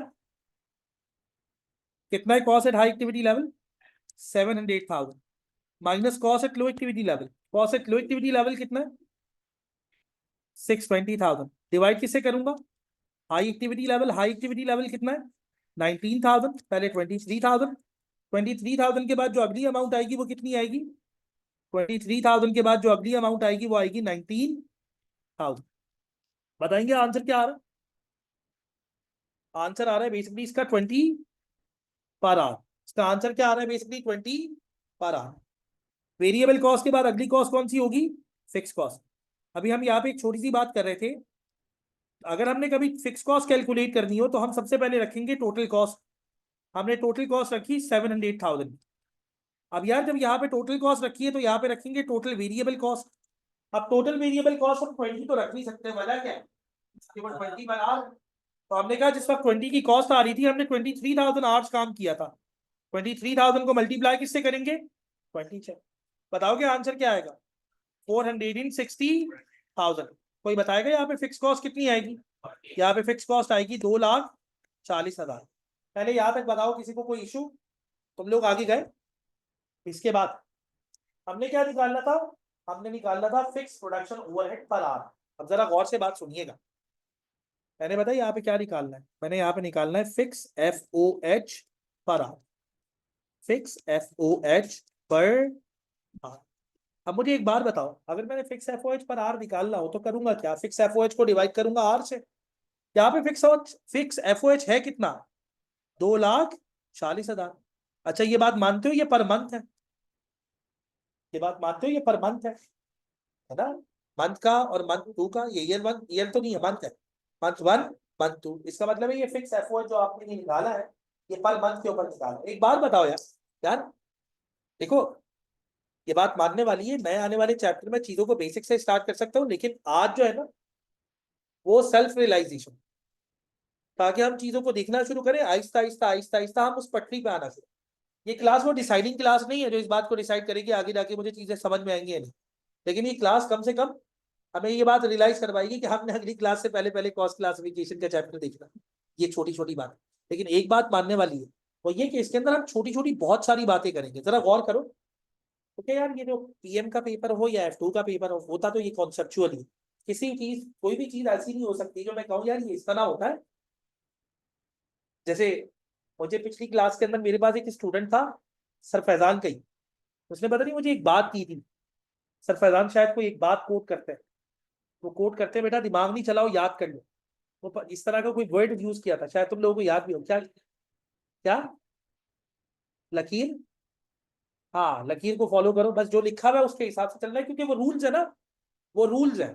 तो टेक्स्ट के रूल्स को आपने क्या करना है? फॉलो करना है। अब आप ये नहीं कह सकते सर मुझे ये ज्यादा अच्छा लग रहा है। नहीं, अब जरा गौर से बात सुनिएगा। ये जो आपको अमाउंट दी हुई है ये वाली, ये पर मंथ है या पर ईयर है?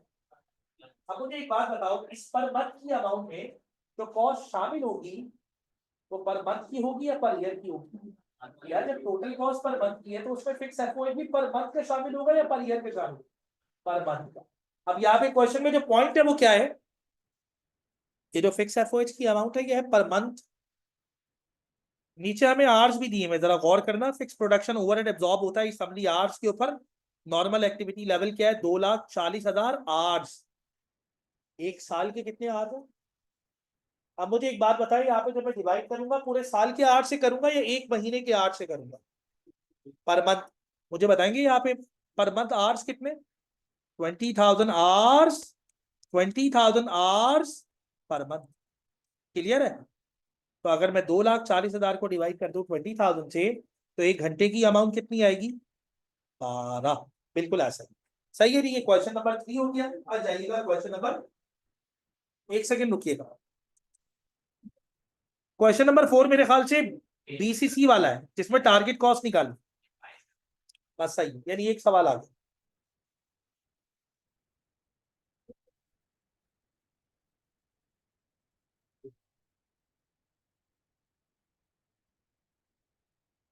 ट्वेंटी था, 2,40,000 आज है पूरे साल के, 2,40,000 आज है पूरे साल के, लेकिन फिक्स एफओएच कौन सा है? मंथली। तो तुम आज भी मंथली रखोगे ना। अगर 2,40,000 पूरे साल के हैं तो एक महीने के कितने होंगे? 2,40,000 पूरे साल के, तो एक महीने के कितने होंगे? 20,000। बेहतरीन।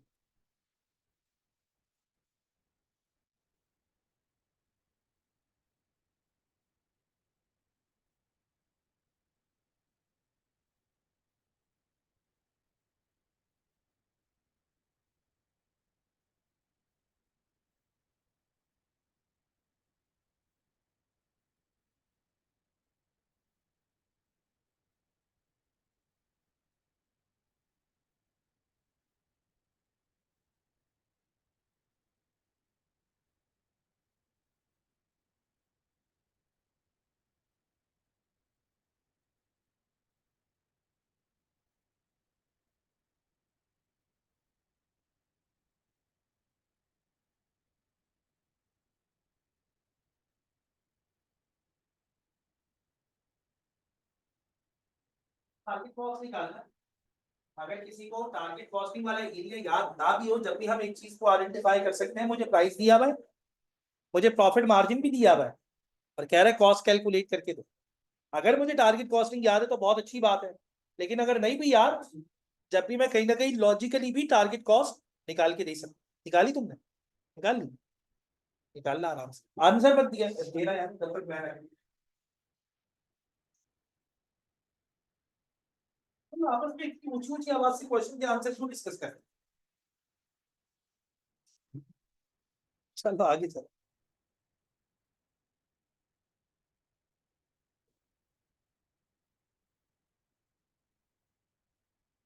क्या क्या है? 96 सही आंसर, बिल्कुल बेहतरीन आंसर। हाँ भाई, तुम्हारा आया 96। आराम से करो, आगे चले जाओ, आगे चले।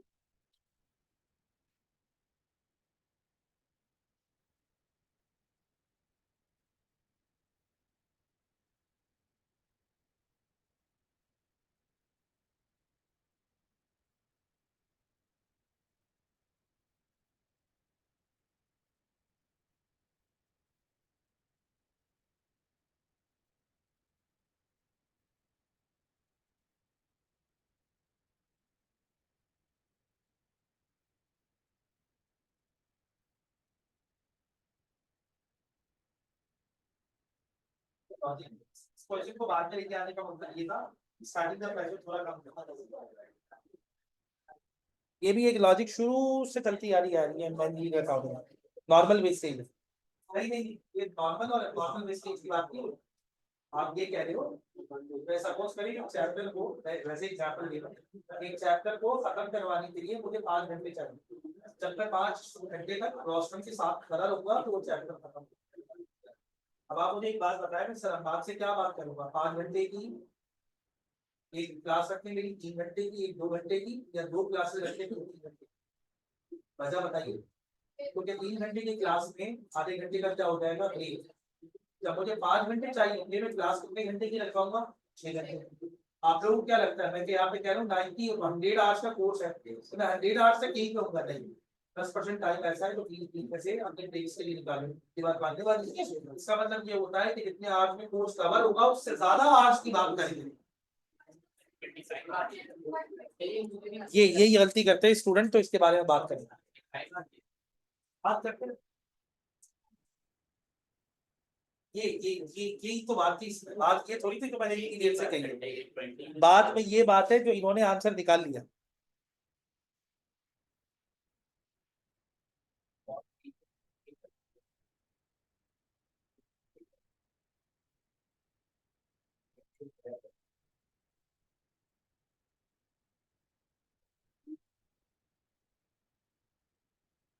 लेकिन आप 120% से मल्टीप्लाई करके निकालो, 24 आएगा। आंसर तो बच्चे से अभी बताता हूँ। ये वाली बात भी आपने की। देखिए कि मेरी स्टूडेंट में माशाल्लाह आपका सही है। इसका मतलब ये नहीं हुआ कि सर मैं आपके स्टूडेंट के लिए नहीं है, उससे कोई फर्क।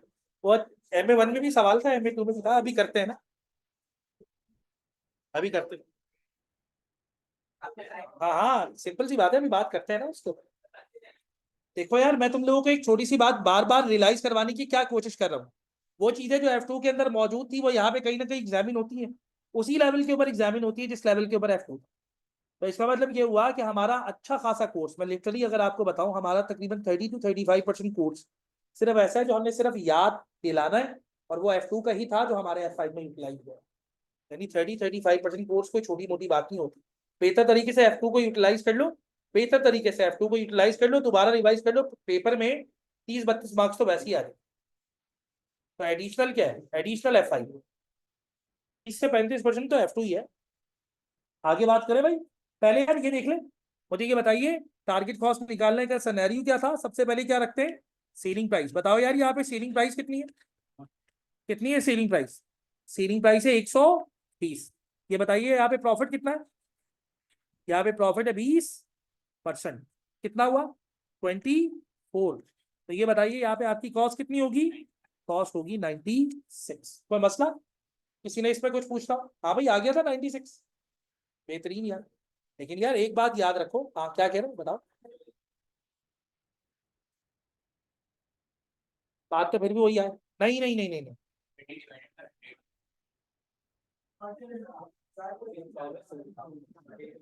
तो डायरेक्टली तुम्हारा आंसर आया 96 आना। ये क्या कह रहे हैं, ये कह रहे हैं सर मैंने 120 का डायरेक्टली 80% ले लिया। तो बात तो सही है, लेकिन यार एक एक एक छोटी सी बात, एक छोटी सी बात, एक सेकंड रुक जाओ। इस क्वेश्चन की कैलकुलेशन, यार यार वही छोटी छोटी बातें करूंगा और क्या करूं। इस क्वेश्चन की कैलकुलेशन और इस क्वेश्चन की कैलकुलेशन अलग अलग है, जरा गौर करो, अलग अलग हो रही है क्या कैलकुलेशन। डिवाइड किया 86 से, मल्टीप्लाई किया 100 से। इस क्वेश्चन की कैलकुलेशन और उस क्वेश्चन की कैलकुलेशन अलग अलग तरीके से हुई है। मार्जिन यहाँ पे भी है, मार्जिन वहां पे भी है, फर्क एक है बेटा, वहां पे तुम्हें सेलिंग प्राइस दी हुई थी और यहाँ पे क्या दिया था, कॉस्ट। तो वो अलग अलग चीज थी ना, कैलकुलेशन सेम है, और सिर्फ फर्क क्या है, यहाँ पे कॉस्ट दी हुई थी, वहां पे प्राइस। ऐसा नहीं है यहाँ पे मार्कअप है वहां पे मार्जिन, लेकिन बेटा हमारे कोर्स में मार्कअप भी है, हमारे कोर्स में मार्जिन भी। लेकिन एक बात याद रखना, कुछ स्टूडेंट यहाँ पे आके एक चीज में कंफ्यूज हो जाते हैं, पता है अक्सर क्या कह रहे होते हैं, कह रहे होते हैं सर फिर इसका मतलब तो एक बात है, मुझे तो पूरा का पूरा F2 याद होना चाहिए। पूरा का पूरा F2 नहीं, तुम्हें ये नहीं याद होना चाहिए, मैं एक एक करके बात करूं, तुम्हें ये याद नहीं होना चाहिए लेबर में आवर्स बेस्ड सिस्टम क्या था, लेबर एफिशिएंसी रेशियो क्या है, कॉस्ट क्लासिफिकेशन में कॉस्ट क्लासिफिकेशन बाय फंक्शन क्या था, मार्जिनल कॉस्टिंग हल्का फुल्का पता होना चाहिए, ओवरहेड में एलोकेशन अपॉर्चमेंट रीअपॉर्चमेंट क्या थे, बजटिंग में फंक्शनल बजट कौन कौन से नहीं है, ये वाली चीजें नहीं। अगर तुम ये समझ लो बोलो F2 का basic basic area, sir cost classification थोड़ा याद होना चाहिए, मार्जिनल कॉस्ट क्या होती है, एब्जॉर्प्शन कॉस्ट क्या होती है ये याद होना चाहिए। सर हाइलो मैथड तो कॉस्ट क्लासिफिकेशन में ही आ गया। सर थोड़ा बहुत मुझे वेरिएंस याद होना चाहिए, वो जब हम उसके चैप्टर में आएंगे तो इंशाल्लाह बात, इस तरह की छोटी छोटी चीज। ये नहीं पूरा F2 मेरी फिंगर टिप पे होगा तो मैं F5 के लिए करूंगा ऐसे से। लेकिन एक बात है, अगर पूरा F2 मेरी फिंगर टिप पे होगा तो कहीं ना कहीं मुझे F5 में प्रेस्टीज फील तो होगा क्लास में बैठ के, हाँ यार मैं आगे जा रहा हूँ आराम से। सही है, बिग चीज शेयर। यार इसके बाद थोड़ी सी बात कर ले, यार याद दिलाए, आइए। यार हमारे एक स्टूडेंट कह रहे हैं सर याद दिला दें, तो मैं चाह रहा हूँ कि इसको थोड़ा सा खुल के बात कर लो इसके बारे में, कोई टेंशन तो नहीं है, बात करें, गौर करो।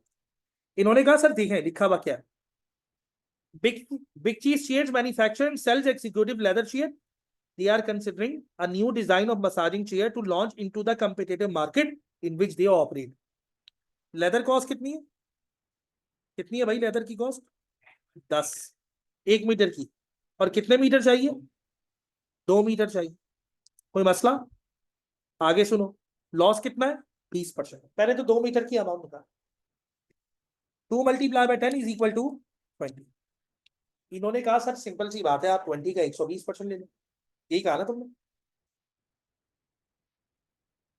20 का 120% ले लो, 20 × 120% कितना आया, कितना आया 24। ये बात मानते हो तो, पहले तुम्हारे कहने पे तुम्हारे कहने पे 24 की कॉस्ट इंक्लूड करो, कोई मसला तो नहीं। मैंने इनपुट कर दिया कितने का कर दिया इनपुट, 24 का। उसके बाद बेचारा होगा लॉस। लॉस कितना हुआ, 20%। 24 का 20% कितना होता है, मानते हो इस बात को? अब मुझे ये बताओ तुम्हारा आउटपुट कितना आएगा। आंसर आएगा 19.2। एक काम करें, एक काम करें, 10 को हटा दें, और ज्यादा अच्छा लगेगा तुम्हें सुनने में। सुनो, मैंने 10 को हटा दिया, मैंने 10 को हटा दिया। मैंने कहा 2 मीटर चाहिए था, तुमने कहा 120% ले लो। मैंने 2 मीटर का 120% ले लिया, कोई मसला। कितना हो गया, 2.4 मीटर। ये बात क्लियर है। मैंने यहाँ पे 2.4 मीटर की कॉस्ट, 2.4 मीटर क्या कर दिया, इनपुट कर दिया। कितना कर दिया, 2.4 मीटर। कितना इनपुट कर दिया, 2.4 मीटर, बस 20% लॉस लगा, कितना लगेगा, 0.48 मीटर। और तुम्हारे पास जो आखिर में बचेगा वो कितना बचेगा, तुम्हारे पास जो आखिर में बचेगा वो बचेगा 1.92 मीटर। अब मुझे एक बात बताओ, एक चेयर 1.92 मीटर में कंप्लीट हो सकती है? नहीं। एक चेयर में कितने मीटर लेदर चाहिए? अब तुम जब 1.92 के अंदर उसे आप होलसेल करने की कोशिश करोगे, कोई साइड से लेदर रह जाएगा, खींचोगे फट जाएगा, क्या ख्याल? ये बात मानने वाली है? कोई हल आप बताओ। लिया तो है 20% ज्यादा, 20% ज्यादा लिया तो है, लेकिन नहीं हो पाया। ये बिल्कुल ऐसा ही है, ये बिल्कुल ऐसा ही है, ये बिल्कुल ऐसा ही है। जरा गौर करना, और से मेरी बात सुनना, ये बिल्कुल ऐसा ही है। एक सेकंड रुकिएगा, ये बिल्कुल ऐसा ही है। जैसे तुम ये सोचो कि जब मैं 100 रुपए का लोड करवाता हूं तो 80 रुपए का बैलेंस आता है, तो मैं 120 रुपए का लोड करवाऊंगा तो 100 रुपए का बैलेंस आ जाएगा। हाँ सही। पॉसिबल नहीं है क्या? हाँ बिल्कुल ऐसा ही। अच्छा, इसका मतलब ये बात मानने वाली है कि इसका मतलब ये हुआ, ये कैलकुलेशन कभी भी इस तरह नहीं हो सकती। इस कैलकुलेशन में आपको इस बात को रियलाइज करना पड़ेगा कि आउटपुट आपके पास कितने % आ रहा है, 80%। इनपुट आप कितने % करेंगे, 100%। और लॉस कितने % होगा आपके पास, 20%। ये बात मानते हैं आप लोग? अब तुमने कहा ये वाली कैलकुलेशन तो गलत हो गई, क्या ख्याल है? कैलकुलेशन ये है कि मुझे आउटपुट कितना चाहिए, 2, जो कि कितने % है, करो। 2/80 मल्टीप्लाई बाय 100 कितना होगा?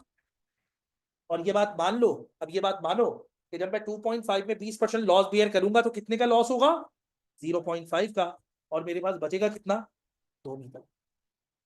ये बात मानो, सही है। लेकिन जब मैं तुम्हारे साथ लेक्चर शेयर करूंगा ना कॉस्ट क्लासिफिकेशन के, उसमें ये नहीं है, ये इंशाल्लाह आहिस्ता आहिस्ता इसके बारे में बात करते रहेंगे। ये बहुत सारी जगहों पे आएगा, ये F5 में बहुत सारी जगहों पे आता है, 3-4 जगहों पे आता है F5।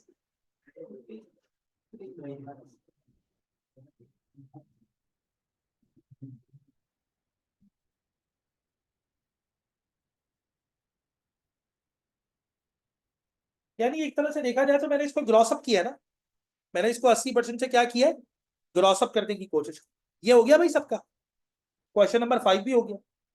अगला सवाल कौन सा है, कॉपी कर लिया, कोई कॉपी तो नहीं कर रहा आपने?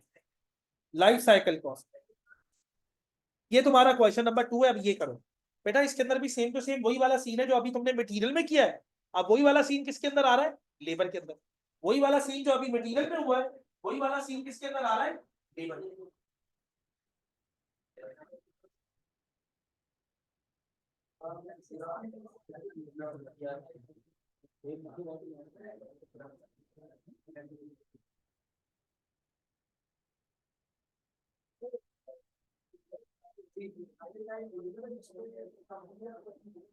हाँ, हमारी वजह से हमने पता है क्या सोचा, हमने यहाँ पे ये सोचा भाई कि अगर हमारे लेबर हमें छोड़ के चले गए तो हमारी कंपनी को अच्छा खासा लॉस हो सकता है। तो हमने थोड़े से ज्यादा लेबर रखे, इतना काम नहीं है जितने लेबर रखे, वो हमारे बिजनेस को सिक्योरिटी दे रहे हैं। वो वाली सिक्योरिटी नहीं, बाहर एज लेबर काम कर रहे हैं, गार्ड काम कर रहे हैं, नहीं। सिक्योरिटी ये कि अगर कुछ छोड़ के भी चले गए तो आपकी प्रोडक्शन लाइन रुकेगी नहीं, आइडल टाइम है।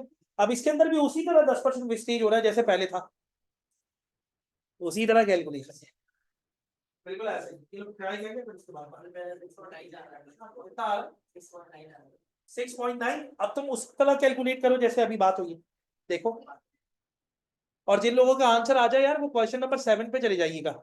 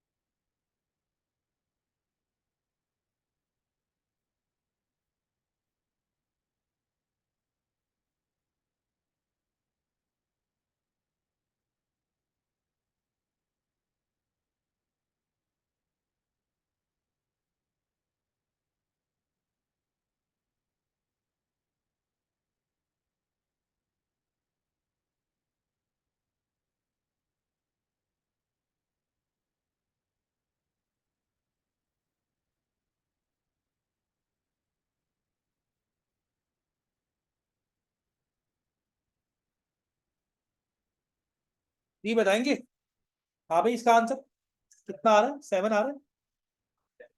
यार कितने घंटे चाहिए हमें? हमें बेसिकली चाहिए 0 पॉइंट, हमें चाहिए 30 मिनट्स। 30 मिनट्स का मतलब कितने घंटे होते हैं? 30 मिनट्स का मतलब होता है आधा घंटा। अब यार आधे घंटे का रेट क्या है बेसिकली? अगर पूरे घंटे का रेट 12.6 है तो आधे घंटे का रेट क्या होगा?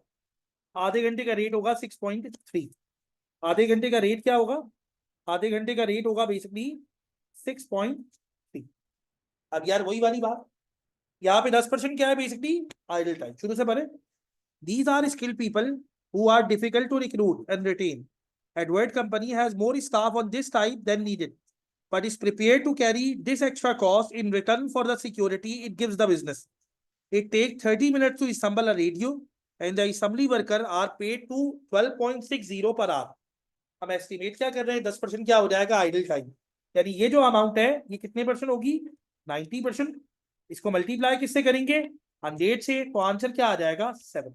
और ये बात मानने वाली है, जब आप अपने लेबर को 7 की अमाउंट पे करेंगे 10% लॉस होने के बाद भी 6.3 बच जाए, बच जाए। सही है जी। अब आप लोगों ने अगला क्वेश्चन सॉल्व करना है। इसमें आपने life cycle cost per unit calculate करना है।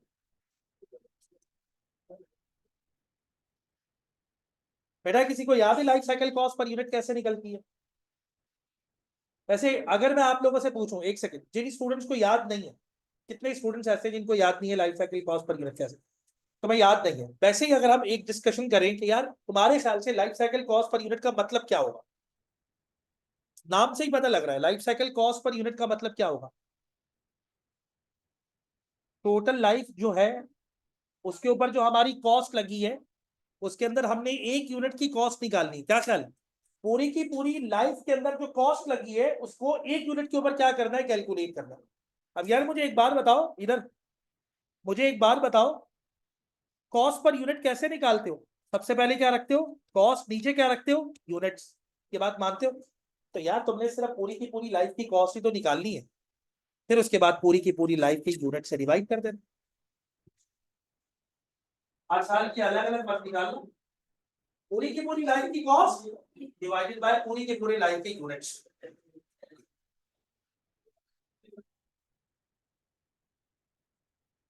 जी क्या?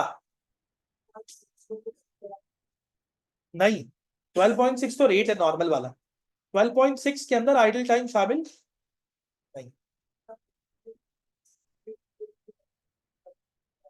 नहीं, जरा गौर करो, आधे घंटे में एक रेडियो बनता है, लेकिन तुम लेबर से आधे घंटे की बात नहीं करोगे, ज्यादा की बात करोगे। आधे घंटे में रेडियो क्या हो जाता है, कंप्लीट, लेकिन तुम लेबर से आधे घंटे की बात नहीं करोगे। बात किसकी करोगे? आधे घंटे के अंदर 10% इंक्लूड करने के बाद। बिल्कुल ऐसे। जैसे हम आसान से बात है ना, आसान से बात में तो लेबर से बात करोगे 0.8 जब बात करोगे तो वो काम करेगा 0।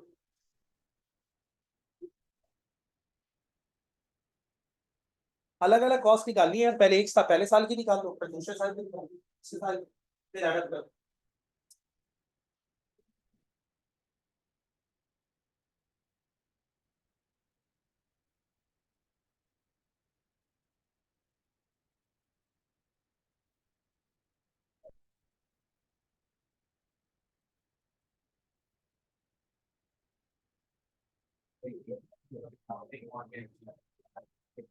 तुम्हारे पास सिर्फ और सिर्फ जो ड्राफ्टिंग आनी है ना, तुम्हारे पास सिर्फ और सिर्फ जो ड्राफ्टिंग आनी है वो आनी है 20 मार्क्स में, 80%। या तो थ्योरेटिकल क्वेश्चन है या न्यूमेरिकल इतिहास है। ड्राफ्टिंग सिर्फ 20% होगा, 20% एक्सेल होगा, 20% ड्राफ्टिंग होगी, बाकी F2 वाला ही सीन होगा 60% के ऊपर। अगर तुम F7 की भी बात करो तो F7 के ऊपर भी टोटल ड्राफ्टिंग जो आती है वो आती है 15%। ऐसे ही सबसे ज्यादा जो ड्राफ्टिंग है ना स्किल्स के पेपर के अंदर वो है F8 में, 70% ड्राफ्टिंग है, 70%। फिर वहां पे ड्राफ्टिंग के ऊपर बहुत ज्यादा फोकस भी है, यहाँ पे ड्राफ्टिंग भी कम है। और वो ड्राफ्टिंग सारी की सारी वो नहीं है कि आपके पास जो है वो बेसिकली एक स्पेसिफिक एरिया को एक स्पेसिफिक टर्मिनोलॉजीज के साथ ही लिखना पड़ेगा। उसने तुमसे टारगेट कॉस्टिंग के एडवांटेजेस पूछ लिया, अब इसमें क्या ड्राफ्ट, ये वाली बात।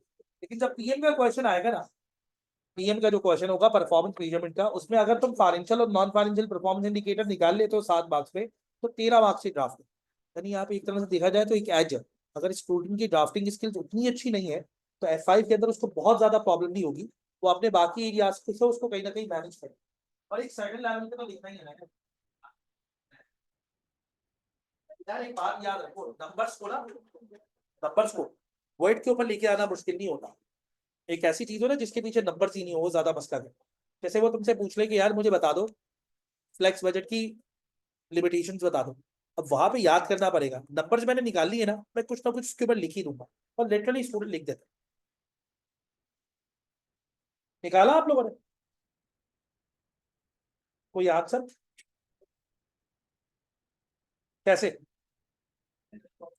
पहले पहले साल की कॉस्ट निकालो, बताओ भाई, पहले साल की कॉस्ट बताओ।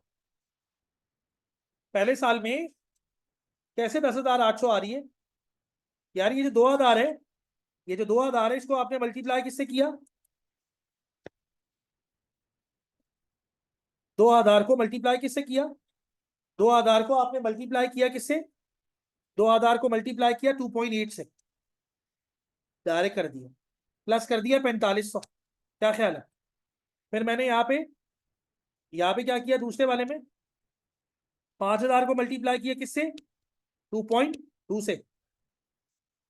हाँ दोनों प्लस कर दी ना मैंने। ज्यादा है कितना है? 5,200। सही, ये हो गया 5,000 प्लस 5,200। दूसरा वाला बताओ, 5,000 मल्टीप्लाई बाय 2.2 प्लस, प्लस कितना है? प्लस 58, 5800, 5800। तीसरा क्या होगा? तीसरा होगा 7,000 मल्टीप्लाई बाय 1.6 प्लस 6,300। सबको ऐड करो, आंसर बताओ। 45,100। यूनिट्स बताओ, यूनिट से 14,000। आंसर बताओ। 3.22। बेहतरीन। अब एक क्वेश्चन आगे, लेकिन वो थ्योरेटिकल है, उसमें तुमने नंबर्स कैलकुलेट ही नहीं करना।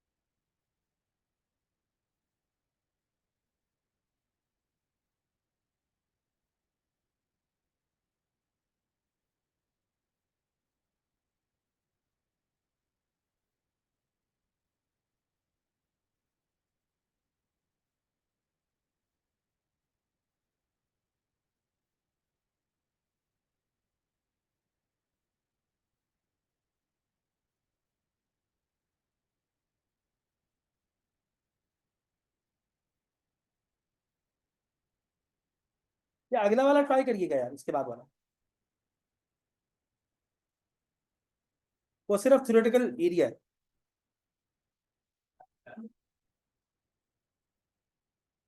वो ग्रुप पे आ जाएगा, तो ग्रुप पे ऐड करवा के ग्रुप पे इंशाल्लाह डिस्कस करवा देंगे। एक तो संडे होगा हमारा, ये तो पक्का।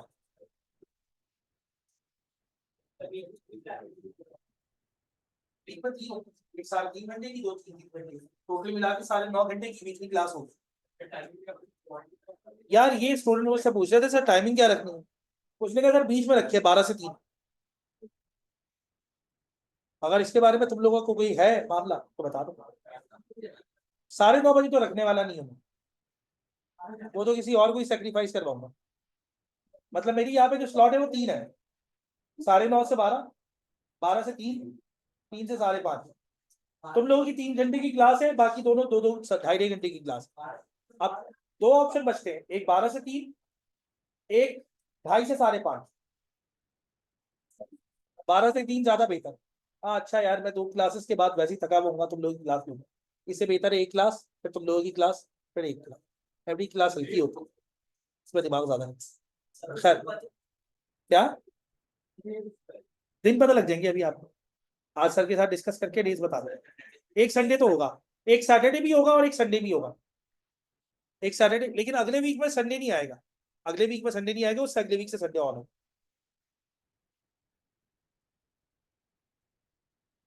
या मैसेज आ जाएगा तुम लोगों के पास, ज्यादा वो कर लो,